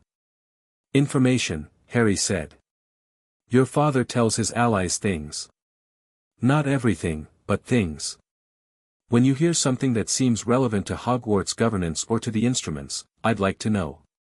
Draco considered this with the gravity it deserved. "That puts me in a complicated position." "I know," Harry said. "I'm not asking for your loyalty. I'm asking for information you think is relevant. The judgment of what's relevant is yours." Draco was quiet for a moment.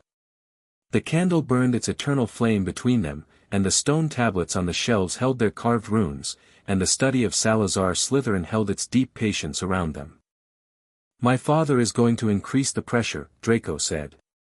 "He doesn't stop. He recalibrates.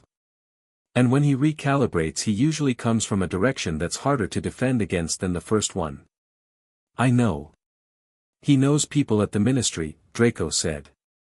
"People in positions that could make things difficult without making them obviously political." "Yes." Harry filed this. "Specific, useful, not nothing." Draco stood up.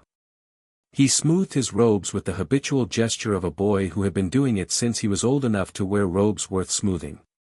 He looked at Harry with an expression that was still working through something complicated. "Slytherin study," he said. "You showed me this." "Yes."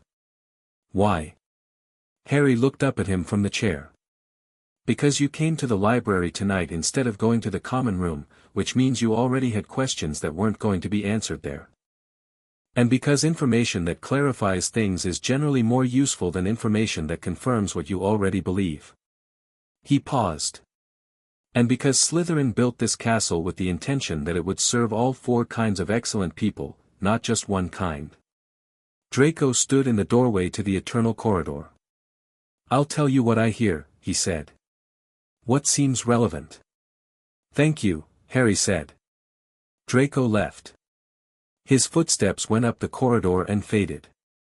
Harry sat alone in Slytherin's study with the 1,000-year candle and 4 rings on his right hand and thought about all the things that were moving towards something, Malfoy's next move, whatever Quirrell was concealing, the basilisk in the Chamber of Secrets, the fragments of Voldemort that Dumbledore had spent 6 evenings briefing him on, the war that wasn't over and the world that didn't know it. Clarity is a form of mercy, Slytherin had written, across 1,000 years, to a 9-year-old he'd never met.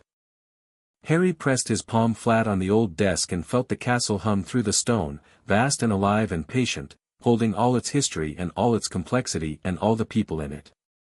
"I know," he said. The candle burned.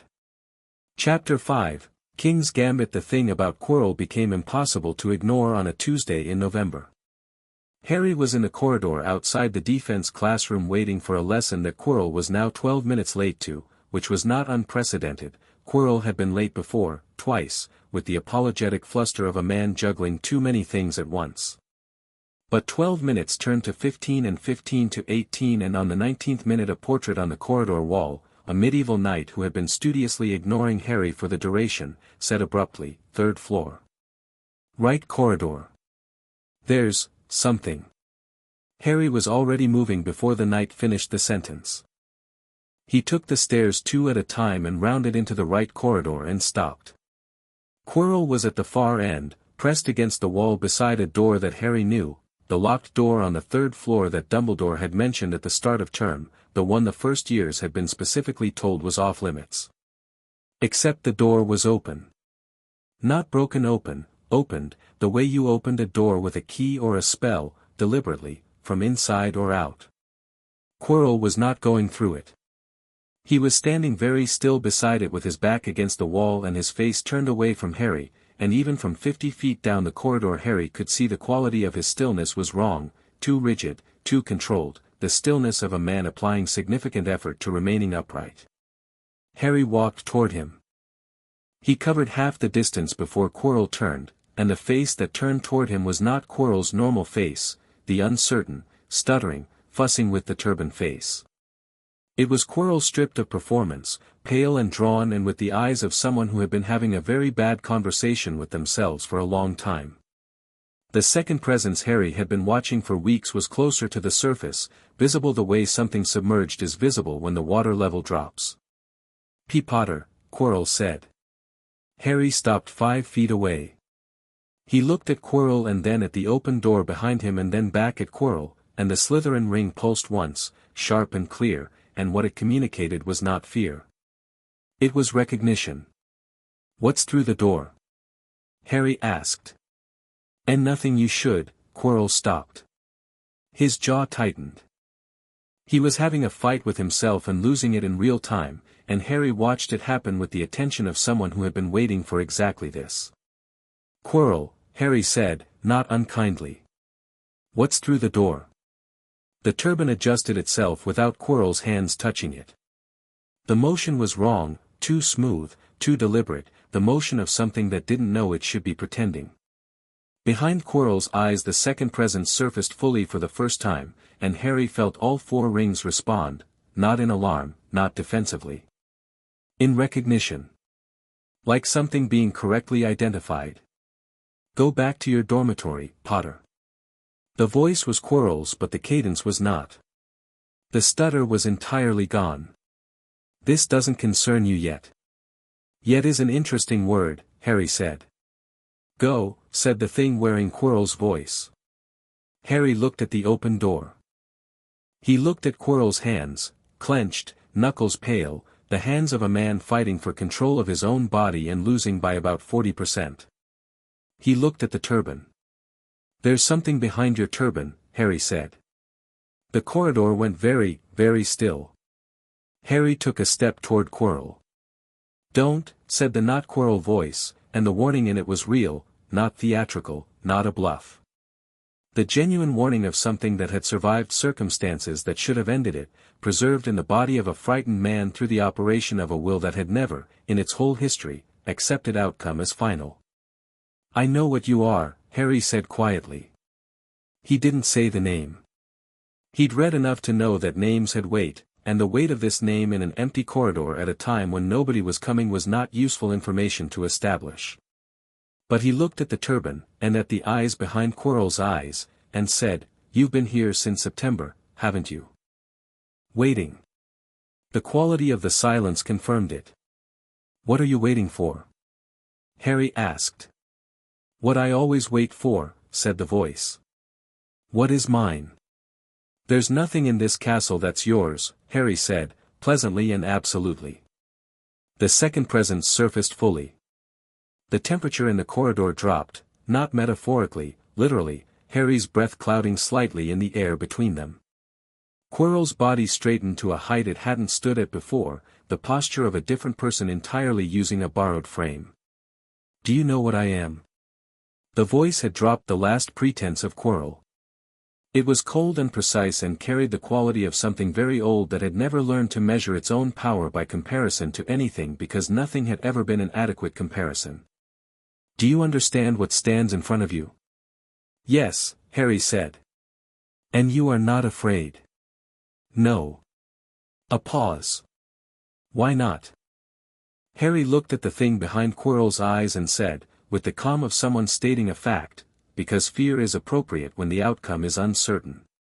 The outcome of this conversation is not uncertain. The temperature dropped another degree. Brave words, said Voldemort, from behind the eyes of a frightened man. Accurate words, Harry said. He put his right hand up, palm out, not as a wand gesture but as a display, the 4 rings fully visible in the corridor light, all 4 stones bright. This is Hogwarts. You are in Hogwarts. I hold the foundational authority of Hogwarts. Those aren't separate facts. Authority, Voldemort said, with a contempt that had been refined over 50 years into something like an art form, is a word used by people who cannot take what they want. Power without authority destroys what it takes, Harry said. You've demonstrated that. Repeatedly. The air between them crackled, something building, drawn from Quirrell's wand that was now in his hand though Harry hadn't seen him draw it. Not a spell, exactly. Something cruder and older, summoned by a will that had been operating without a body for 12 years and had not lost any of its essential capacity. Harry turned the 4 rings toward it. What happened next was not a duel in any conventional sense. There was no exchange of colored light, no incantations, no dramatic back and forth. Harry raised his right hand and the foundational magic of Hogwarts Castle responded the way it had been built to respond, not as an attack, not as a shield, but as an assertion. The way a body asserts its own immune system. The way a river asserts its banks. The castle recognized Voldemort. Not as an heir. Not as a legitimate presence. As an intrusion.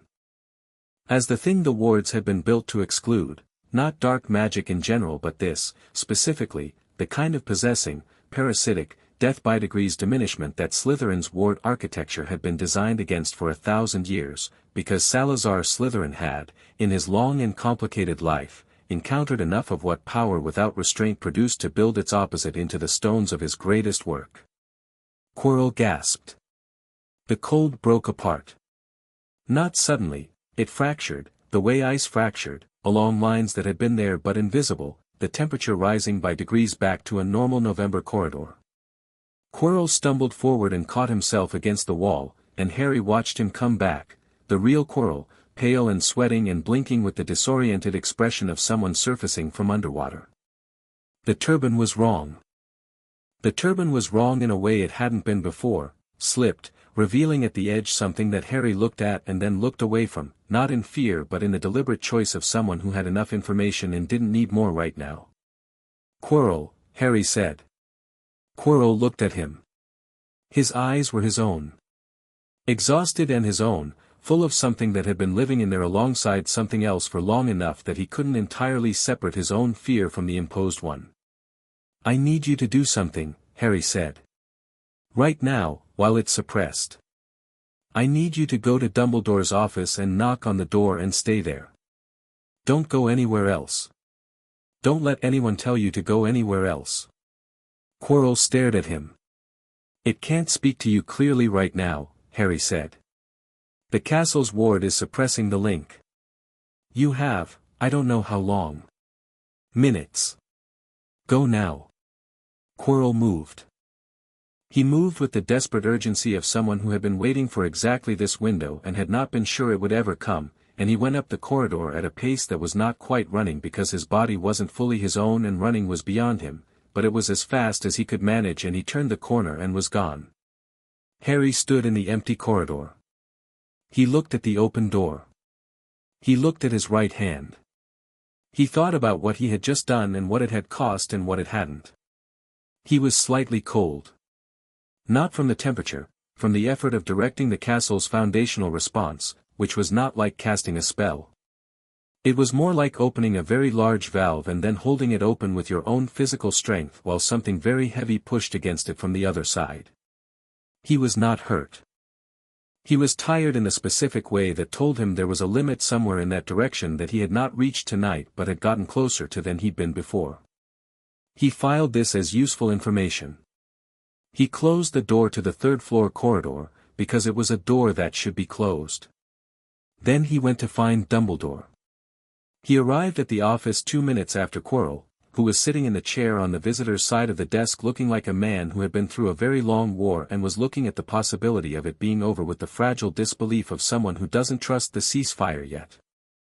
Dumbledore looked up from the chair on his side of the desk when Harry walked in, and the blue eyes were very sharp and very awake with an edge that Harry had not seen in them before, the edge of a man who had been waiting and planning for something for 30 years and was looking at a version of it happening ahead of schedule and with a different shape than he'd planned.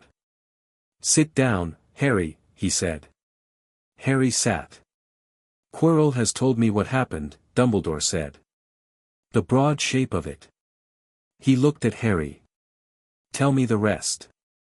Harry told him.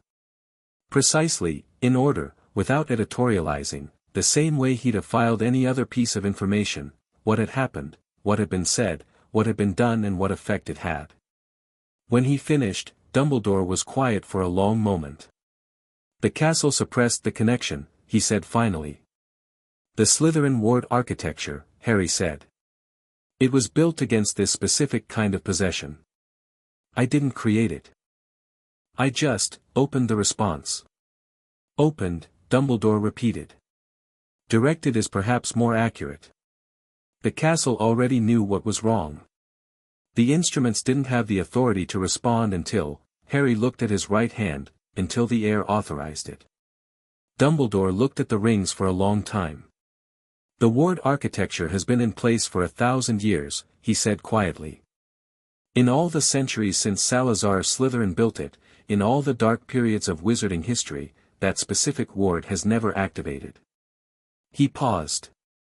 "He built it for this, didn't he? For exactly this?" "I think so, yes," Harry said. "How much do you know about Tom Riddle?" "Everything you've told me," Harry said. "And what I've read. And what Slytherin's study implied." He paused. "He split himself. More than once. He put pieces of himself into objects." Dumbledore did not look surprised. He looked at Harry with an expression that was working through several things simultaneously, what Harry knowing this meant, what it implied about the ring's knowledge, what the night's events changed about the shape of the problem. "Yes," he said. "How many pieces?" "I believe 6, Dumbledore said. "Possibly 7, counting tonight." Harry thought about this. 7 pieces of a self, distributed across objects, each one an anchor keeping death from functioning. A distributed system of immortality that required every anchor to be destroyed before the central problem could be resolved. And the central problem itself was currently residing in the back of a frightened professor's head. "What are you going to do with Quirrell?" Harry asked. "Madame Pomfrey first," Dumbledore said. "Then a careful extraction, which is neither simple nor safe." He folded his hands on the desk. "Quirrell is not a bad man. He was a frightened man who encountered something in Albania 2 years ago that he was not equipped to handle." "I know," Harry said. "He was fighting tonight. When I found him he was fighting it." Dumbledore looked at him. "You saw that?" "Yes. Most people," Dumbledore said carefully, "encountering what you encountered tonight for the first time would not have noticed that distinction. Most people weren't watching him for 9 weeks, Harry said. Dumbledore was quiet for a moment that had the quality of someone reassessing a position they'd held for a long time. It was the same quality his quiets had been developing since the garden at Privet Drive, the quiets of a man who had built his whole plan on a certain understanding of what Harry Potter was, and was consistently finding that the understanding required adjustment. "Harry," he said. "What you did tonight, the castle's response, that was not subtle. That kind of foundational magic activation is detectable. Not to Muggle instruments, not to the Ministry's standard monitoring. But someone who was watching for it would know that something significant happened at Hogwarts tonight." "Voldemort's allies," Harry said. "Some of them. The ones who are still loyal." He paused. "Lucius Malfoy." Harry was quiet for a moment. "He would have felt it?" Harry asked. "He carries marks from the First War. The Dark Mark. It has been dormant since Voldemort's fall, but dormant is not gone, and a significant activation of foundational magic at Hogwarts, of this specific type," Dumbledore paused, "it would be felt." Harry thought about this.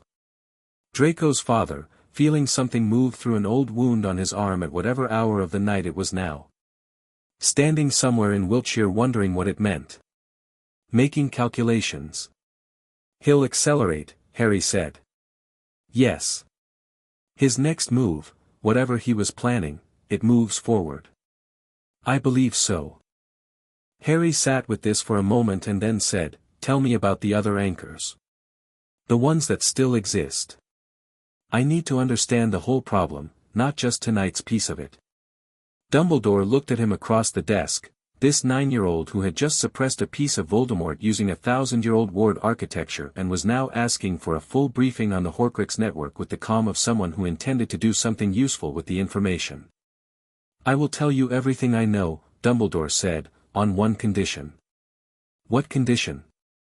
"That you tell me when something is beyond what you should carry alone. Not because I doubt you. Because I have made the mistake of giving a child too much to carry alone before, and I intend not to repeat it." Harry looked at him. The condition was real, not a manipulation, not a way of reimposing control. It was an older man making a specific commitment based on a specific past error. "Agreed," Harry said. "And I have one condition in return." "Yes. When you see me do something you didn't expect and your instinct is to manage it, you tell me instead. We talk about it." Dumbledore was quiet for a moment. Then, "Agreed." They talked until 2 in the morning. Word got out, the way things at Hogwarts always got out, which was immediately and imprecisely and in approximately 7 different versions simultaneously. Nobody knew exactly what had happened on the 3rd-floor corridor. What the students knew was that Professor Quirrell had gone to the hospital wing after a concerning incident, that there had been a magical event of unusual intensity in the castle, and that Harry Potter had been involved, which was enough to generate the kind of sustained low-level speculation that Hogwarts' social ecosystem was extremely good at producing. Ron knew by breakfast the next morning because Fred had gotten it from a portrait who'd been told by a gargoyle who'd been half awake during the relevant conversation, which was a perfectly normal Hogwarts information pathway. He sat down across from Harry at the central table and said, "Are you all right?" "Yes," Harry said. "But something happened." "Yes." Ron absorbed this and then said, "Hermione's going to ask you 14 questions." "I know," Harry said. She was already up at 6 writing notes. "About what?" "She said she'd been tracking the defense professor pattern and she found something in the records. 7 years, 7 professors. Nobody's lasted more than a year." Ron looked at his toast. "She thinks it's a curse." Harry looked at his porridge. "She's right," he said. "Technically it's an active jinx, not a curse, placed by Tom Riddle in 1958 when Dumbledore declined to give him the position. But the effect is the same, no professor has lasted beyond 1 year since." He paused. "I'm going to talk to Dumbledore about reversing it." Ron stared at him. "You can do that?" The jinx is tied to the professorial appointment, not to the position itself. If it's reframed as an adjunct position under founder authority rather than a standard Hogwarts appointment, the jinx doesn't have anything to attach to. He paused. Theoretically. I need to test it. Ron looked at him for a long moment with the expression of someone who had become very fond of a person and was regularly surprised by them and had decided that this was the best kind of friendship to have. Do you want to play chess? Ron said. Yes, Harry said. Ron set up the board. Hermione arrived 10 minutes later with notes. She had indeed written 14 questions. She had also written their probable answers, with the ones she was less certain about marked with asterisks. Harry went through them systematically while moving his pieces, answering the asterisked ones with the full information and the others with confirmation or correction, and by the end of the session Hermione had reorganized her notes twice and had a new list of 6 questions that had been generated by the answers. The Slytherin ward architecture is what neutralized it, she said. Suppressed the connection, yes. Not permanently, it's not a solution. But it created a window. So the castle itself is a defensive instrument. The castle is a lot of things. A defensive instrument is one of them. Harry moved his knight. The founders built it with more intentionality than the historical record suggests. Because the historical record is incomplete. Yes. Hermione made a note with the focused expression of someone building a comprehensive picture from partial information. What happens to Quirrell now? Dumbledore and Pomfrey are working on it. The fragment needs to be separated and dealt with safely. It's not simple. Harry paused. He's going to be all right. I think. You think? I'm not going to promise something I can't verify. He met her eyes. That's the honest answer. She held his gaze for a moment and then wrote something down. The honest answer is the right one, she said, which Harry had come to understand was Hermione's version of a strong endorsement. Neville came in from the grounds with mud on his boots and a mandrake seedling in his coat pocket that he was apparently transporting from one greenhouse to another and had gotten distracted mid-journey. He sat down and looked at the chess board and at the notes and at Harry and said, "Is everyone okay?" "Yes," Harry said. "The portraits are all talking," Neville said. "Sir Cadogan has 4 completely different versions of last night and he believes all of them simultaneously. That's Sir Cadogan's standard relationship with truth," Harry said. Neville grinned. It was the grin of someone who'd been using it more recently than they had before September, and Harry noted this with the quiet satisfaction of something doing what it was supposed to do without being pointed at. Draco appeared at noon. Not at Harry's table, at the edge of the library, where Harry had gone after breakfast, alone, while the others went to their respective classes. Harry had a free period in a question he'd been working on, and Draco appeared in the doorway of the library with the expression of someone who had come directly from somewhere important. He sat down without preamble. "My father sent a letter this morning." Harry looked up. "Before breakfast," Draco said. "I don't know exactly how he knows what happened last night, but he knows something happened. The letter didn't say specifically, but it asked me. He asked me to find out what I could about the nature of last night's magical event." Draco looked at the table. He used the phrase "in the interests of the school." He always says that when he means something else. What do you think he actually means? Harry asked. Draco was quiet for a moment. "He's trying to understand what you did," he said. "And whether it changes the situation from his perspective." He paused. "Which it does. If you can actively direct the castle's defensive architecture, that changes the scale of what he's dealing with." "Yes," Harry said. "It does." Draco looked at him with the grey eyes that had been doing more honest work in the past 6 weeks than Harry suspected they'd done in the previous several years. "He's going to do something quickly," he said. "When he accelerates, he usually moves within a fortnight. He has people at the ministry who owe him things." "What kind of people?" "In the improper use of magic office," Draco said. "And in the Department of Education. There's a woman, Umbridge, who has been building a case for more ministry oversight of Hogwarts curricula for 3 years. My father has been, he chose the word carefully, encouraging her. Harry wrote the name down. What's her position on foundational magical authority?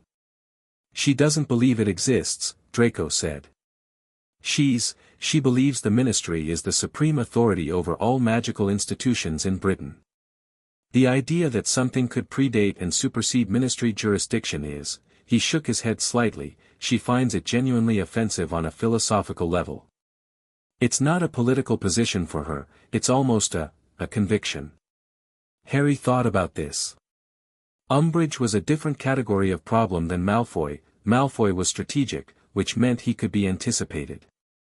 Someone operating from conviction was less predictable because conviction didn't respond to the same inputs as strategy. Does she have enough institutional weight to move on Hogwarts directly?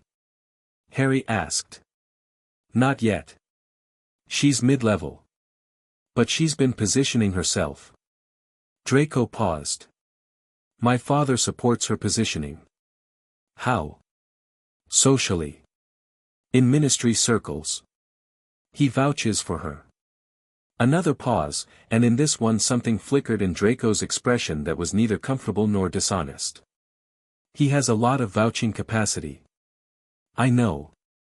Harry looked at the rings on his hand. Draco.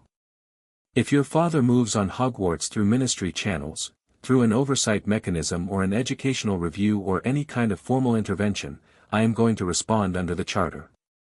Publicly, on the record, in terms that make the legal position absolutely clear. Draco looked at him. That creates a very public record, Harry said. Of what your father attempted and what the Charter says about it. That record exists permanently. He held Draco's gaze. I want you to understand that before it happens, so that you can make whatever decisions you need to make about your own position. The thing about this, Harry had thought about carefully over the past weeks, was that it was not an ultimatum. It was information. Draco was 11 and his father was his father, and Harry was not going to ask him to choose in the abstract. He was giving him the specific picture so that whatever he chose it with full information rather than discovering it after the fact. Draco was quiet for a long time. He looked out the library window at the November sky, gray and heavy with the kind of clouds that threatened snow but weren't delivering it yet. If I told him about last night, Draco said slowly, specifically, what you did, what it means, he might reconsider. If he understands the scale of what the foundational authority actually is, it might, he stopped. Or it might accelerate his timeline further, Harry said. Because understanding the scale of a threat doesn't always produce caution. Sometimes it produces urgency. Yes, Draco said, with the quiet acknowledgement of someone who knew their father well enough to know that was the more likely response. What are you going to tell him? Harry asked. Draco looked down at the table and then back up. That there was a magical incident of undetermined nature and that the headmaster is investigating. He paused. Which is true. It is, Harry agreed. Draco stood up. He smoothed his robes. He looked at Harry with the expression that had become, over the past months, the most honest one in his repertoire, not soft, not easy, but genuine in the way things were genuine when they were being worked out in real time. He's going to realize at some point that I'm not, that the information I'm giving him isn't complete, Draco said. Yes, Harry said. And that will be a difficult moment. Probably. You'll handle it, Harry said. Not as reassurance. As a statement of what he actually believed, based on what he'd observed over 9 weeks. Draco was still for a moment and then he said, very quietly, I don't want him to be wrong. I want it to be more complicated than that. It is more complicated than that, Harry said. He loves you. He's trying to protect what he's built. He's operating from a worldview that has serious problems but that he genuinely believes in. Harry looked at him steadily. That doesn't make him right. But it makes him a person, and people are almost always more complicated than their worst positions. Draco was quiet. You're 9, he said finally. Nearly 10, Harry said. You talk like, Draco shook his head. Never mind. He left. Harry watched him go and then turned back to his work. The fortnight Draco had predicted was 11 days. On the 27th of November an official notice arrived from the Department of Magical Education, addressed to the headmaster, informing him that an educational oversight review had been authorized under the 1967 Education Standards Act and would be conducted by Senior Under-Secretary Dolores Umbridge, commencing December 2. The scope of the review included curriculum standards, staff qualifications, and what the notice termed unusual governance arrangements presently in effect. Dumbledore showed it to Harry at their evening meeting. Harry read it twice. The 1967 Education Standards Act, he said. Yes. That act was passed to establish minimum curriculum standards after the Second Goblin Rebellion created a gap in formal education for several years. It was specifically limited in scope to curriculum and staff qualification. Harry set the document down. The phrase unusual governance arrangements doesn't appear anywhere in the Act. They've added it. Yes, Dumbledore said. That's a significant overreach, Harry said. They're using a real piece of legislation as the vehicle but they've added scope that the legislation doesn't authorize. He looked up. Which means if it's challenged on the specific text of the Act, it fails. But if it isn't challenged and the review proceeds under the expanded scope, the precedent is set. Correct, Dumbledore said. He was watching Harry with the quality of someone genuinely curious what he was going to conclude. I need to respond formally before December 2, Harry said. Under Charter authority. A response on the record that specifies exactly which aspects of the review are legitimate under the 1967 Act and which aspects exceed the Act's stated scope. He paused. And I need to send a copy to the Wisengamot. Not the Ministry, the Wisengamot. The Ministry created the Act. The Wisengamot can adjudicate whether the Ministry is applying it within its scope. Griselda Marchbanks, Dumbledore said quietly. She's the head of the Wizarding Examinations Authority, Harry said. Which is independent of the Ministry.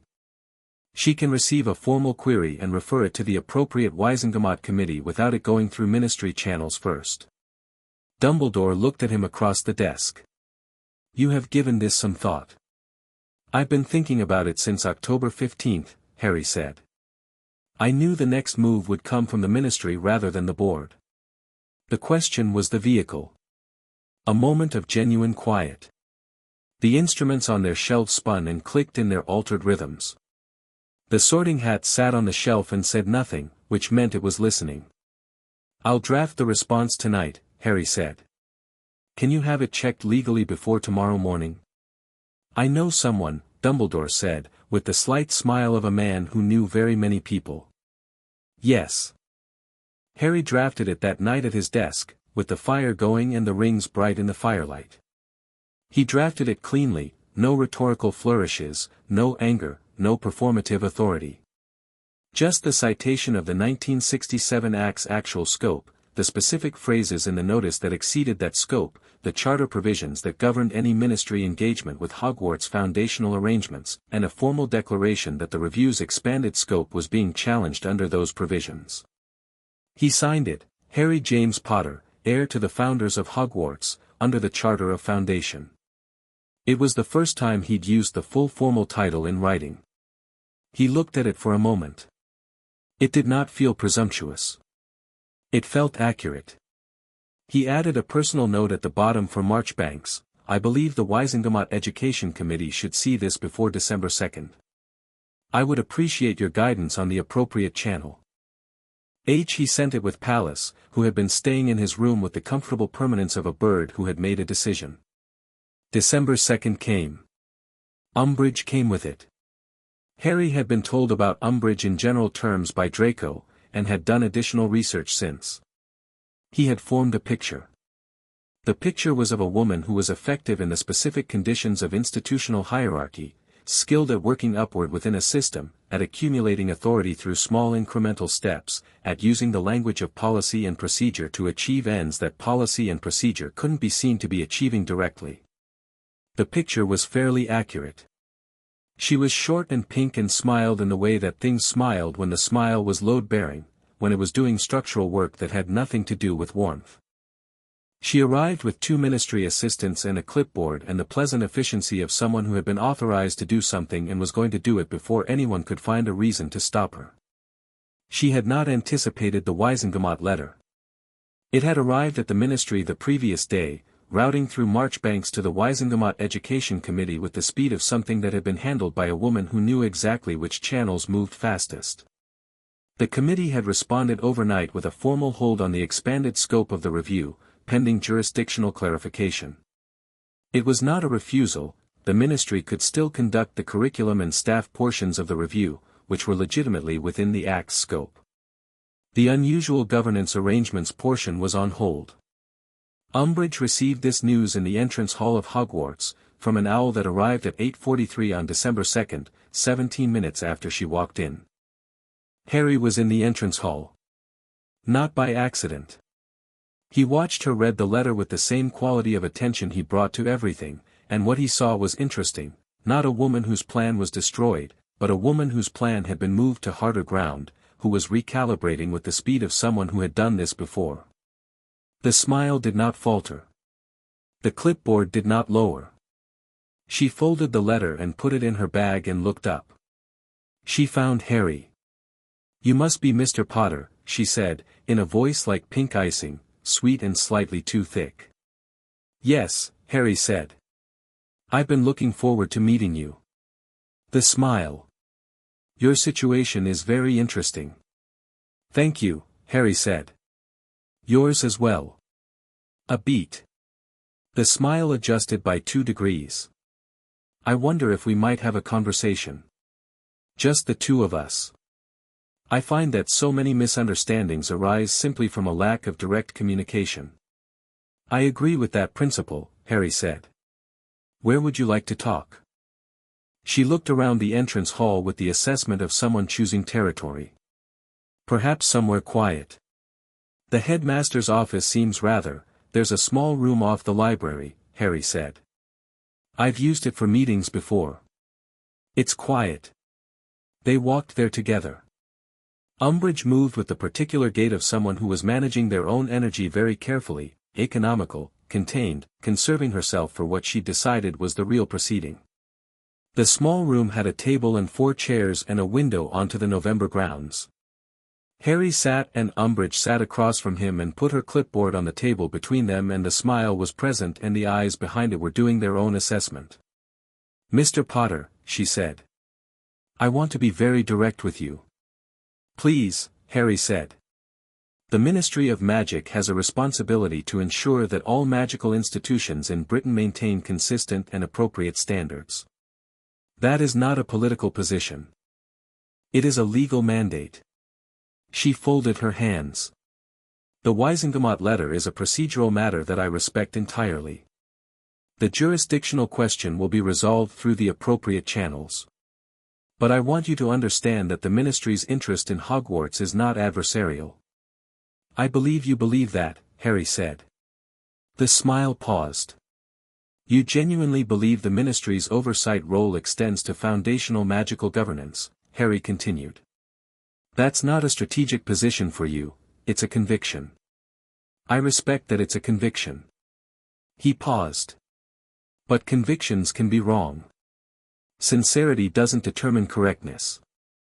Umbridge looked at him with the expression of someone who had been in a great many rooms with people who underestimated her and was revising her estimate of whether that was happening here. "You are very confident," she said. "I've read the relevant documents," Harry said. "The Charter, the Act, the Weisengamot Committee's precedents. The jurisdictional picture is clear. Hogwarts' foundational governance predates the Ministry by 800 years. The Ministry cannot supersede it any more than a tenant can retroactively void the deed that precedes their lease." He kept his voice level and pleasant. "That's not my opinion. It's the legal reality. The Weisengamot Committee's hold yesterday is them recognizing it." "The Weisengamot Committee does not have the final word," Umbridge said, and for the first time the sweetness in her voice had a harder edge beneath it, the real thing showing through the surface. No, Harry agreed. The full Wizengamot does. Which is the appropriate venue for this question? I'm perfectly content with that. He looked at her steadily. Are you? The silence that followed had a specific quality, the quality of someone deciding whether to escalate. Umbridge was good at reading rooms, and the room was telling her that escalation here, with this specific child, in this specific context, was not the move. She stood. She took her clipboard. She adjusted the smile back to its full operational capacity. The review will proceed on curriculum and staff matters, she said. We will cooperate fully with the Wizengamot process on the jurisdictional question. She looked down at him. I look forward to our continued conversation, Mr. Potter. As do I, Harry said. She left. Harry sat in the small room for a moment, alone. Through the window the November grounds were bare and cold, and the lake was the color of old pewter. He thought about Slytherin's letter. Clarity is a form of mercy. He thought about whether the conversation had been clear enough. He thought about Umbridge's conviction and about the fact that conviction without examination was how most serious mistakes were made, and that the mistake she was positioned to make was not going to hurt her, it was going to hurt the school, and everyone in it, and he was going to spend as much effort as necessary making sure it didn't. He got up and went to the library. The staff Christmas party, on the 20th of December, was the first time Harry had been in a room with all the adult figures of his Hogwarts life simultaneously, which he found useful in the way that any comprehensive dataset was useful. Dumbledore moved through the room with the ease of a man in his natural habitat, warm and perceptive and carrying the quality of genuinely liking people that Harry had come to understand was real even when it coexisted with calculation. Flitwick stood on a footstool at the drinks table with the specific energy of someone who loved parties because parties were occasions for people to be themselves. Sprout was laughing at something with the full commitment of a person for whom amusement was never performative. McGonagall stood slightly apart with her characteristic combination of upright posture and genuine engagement, talking to Marchbanks, who had come as Dumbledore's guest, with the ease of two people who respected each other's exactness. A substitute was covering Quirrell's classes while he recovered. He was recovering, slowly, which Pomfrey confirmed in the careful language of someone being honest about a complicated situation. Harry ate a mince pie and talked to Hagrid about dragons for 20 minutes, which was genuinely interesting because Hagrid's passion for dangerous magical creatures was so specific and detailed and undefended that it was charming in spite of itself. Charlie Weasley's going to Romania in the spring, Hagrid said, with the enthusiasm of someone whose friend circle was organized by proximity to interesting animals. Dragon Reserve. He's been wanting to go for years. Ron mentioned him, Harry said. Good lad, Charlie. Dragon mad, same as me, only more professional about it. He said professional with the slightly wistful tone of a man who knew his own approach was not professional and had made peace with it. Ron's not mad about dragons. Ron's mad about chess and Quidditch and apparently being your mate now. Apparently, Harry agreed. He's good ferret, Hagrid said seriously. You need people around ya that are normal. No offense. None taken, Harry said. You're right. Hermione's not normal either, mind, but in a different way. Hagrid considered. She's normal where it counts. She'd show up. Harry thought about this. Yes, he said. She would. Neville too. Hagrid drank something that steamed. Neville's like a good plant. Takes a while to come up, but once he's up he's solid. That's a perfect description of him, Harry said. McGonagall appeared at his elbow with a glass of something warm, handed it to him without comment, and said quietly, the Wizengamot Education Committee confirms January 12th for the jurisdictional hearing. Good, Harry said. They want you to attend in person. I know. He sipped whatever she'd handed him, which was warm and mildly sweet and tasted of something herbal. I've been working on the presentation. I know, she said. I've been reading drafts. They've been getting better. The third was substantially better than the second, she said. The second was too dense. The third moved well. She paused. The fourth will be better still. The fourth isn't written yet.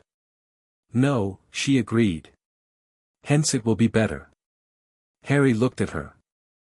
She was looking at the room with the expression she wore at events like this, present, engaged, not entirely comfortable with festivity but making an honest effort.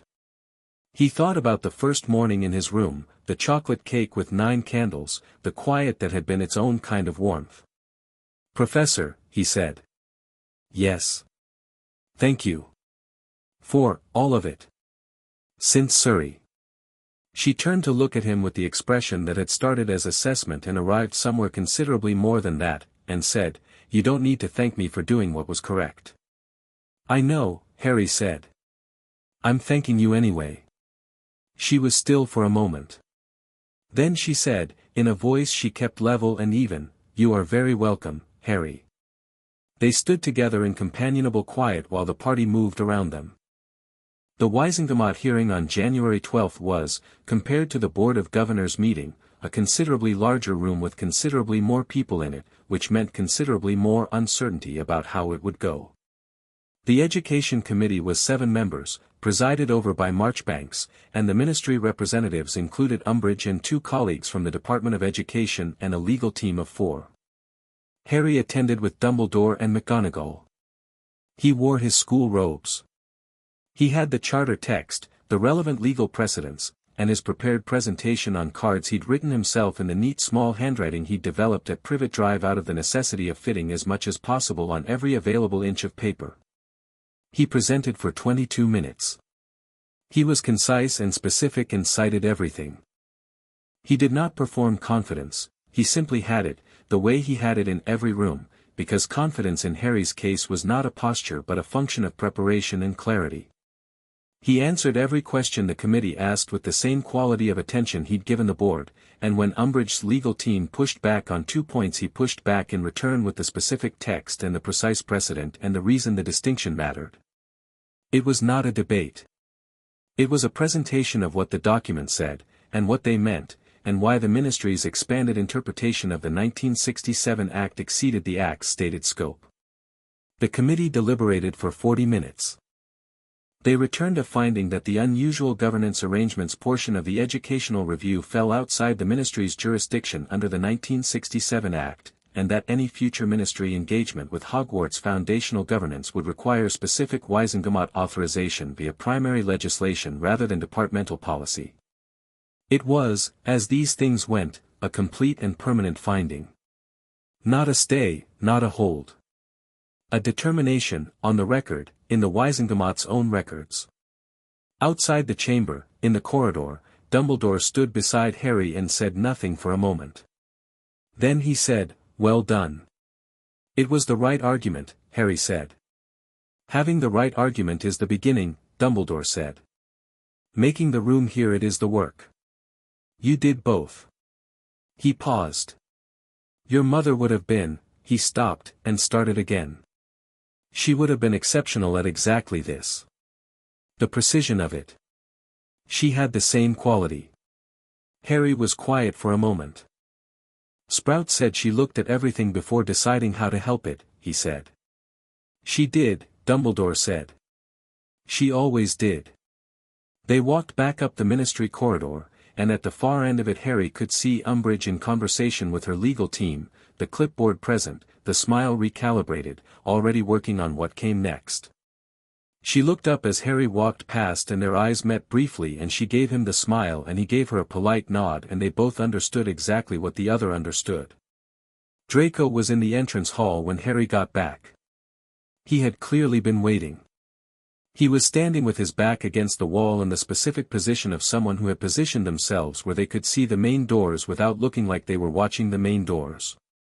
Harry came in, stamped the snow off his boots, it had finally come, blanketing the grounds in the particular clean silence that only very new snow made, and looked at Draco. "He knows," Draco said. "About the hearing?" "The hearing, and," he stopped. His face was doing the complicated work it did when the honest thing and the easy thing were in different directions. He looked at Harry. He received a letter from the ministry this morning. Before the finding was even announced. Someone in the Wisengamot clerk's office. He paused. He went, a breath. He wasn't calm about it. Harry looked at him. Draco's composure was intact but only just, the careful surface holding under something that had been a difficult morning. Harry thought about being 11 and hearing your father lose control of his calm over something you'd had a part in, and what that felt like, even when you believed the right thing was the right thing. "Are you all right?" Harry asked. Draco looked slightly surprised by the directness of the question. "I'm fine," he said, in the tone that meant the question had landed somewhere real and he wasn't ready to say so. "All right," Harry said. "Tell me what he's doing next." "I don't know specifics." "He didn't discuss strategy." Draco paused. "But he said something about the summer. About, using the summer." "I don't know what he meant." Harry filed this. Summer meant the period when Hogwarts was closed, when the charter's immediate effects were less visible, when the political landscape was operated primarily through ministry and Wisengamot channels rather than through the school itself. "Whatever it is," Harry said, "it'll be in the institutional record before he can do anything with it." Draco nodded slowly. He looked out the entrance hall windows at the snow on the grounds, at the lake going silver-white at its edges.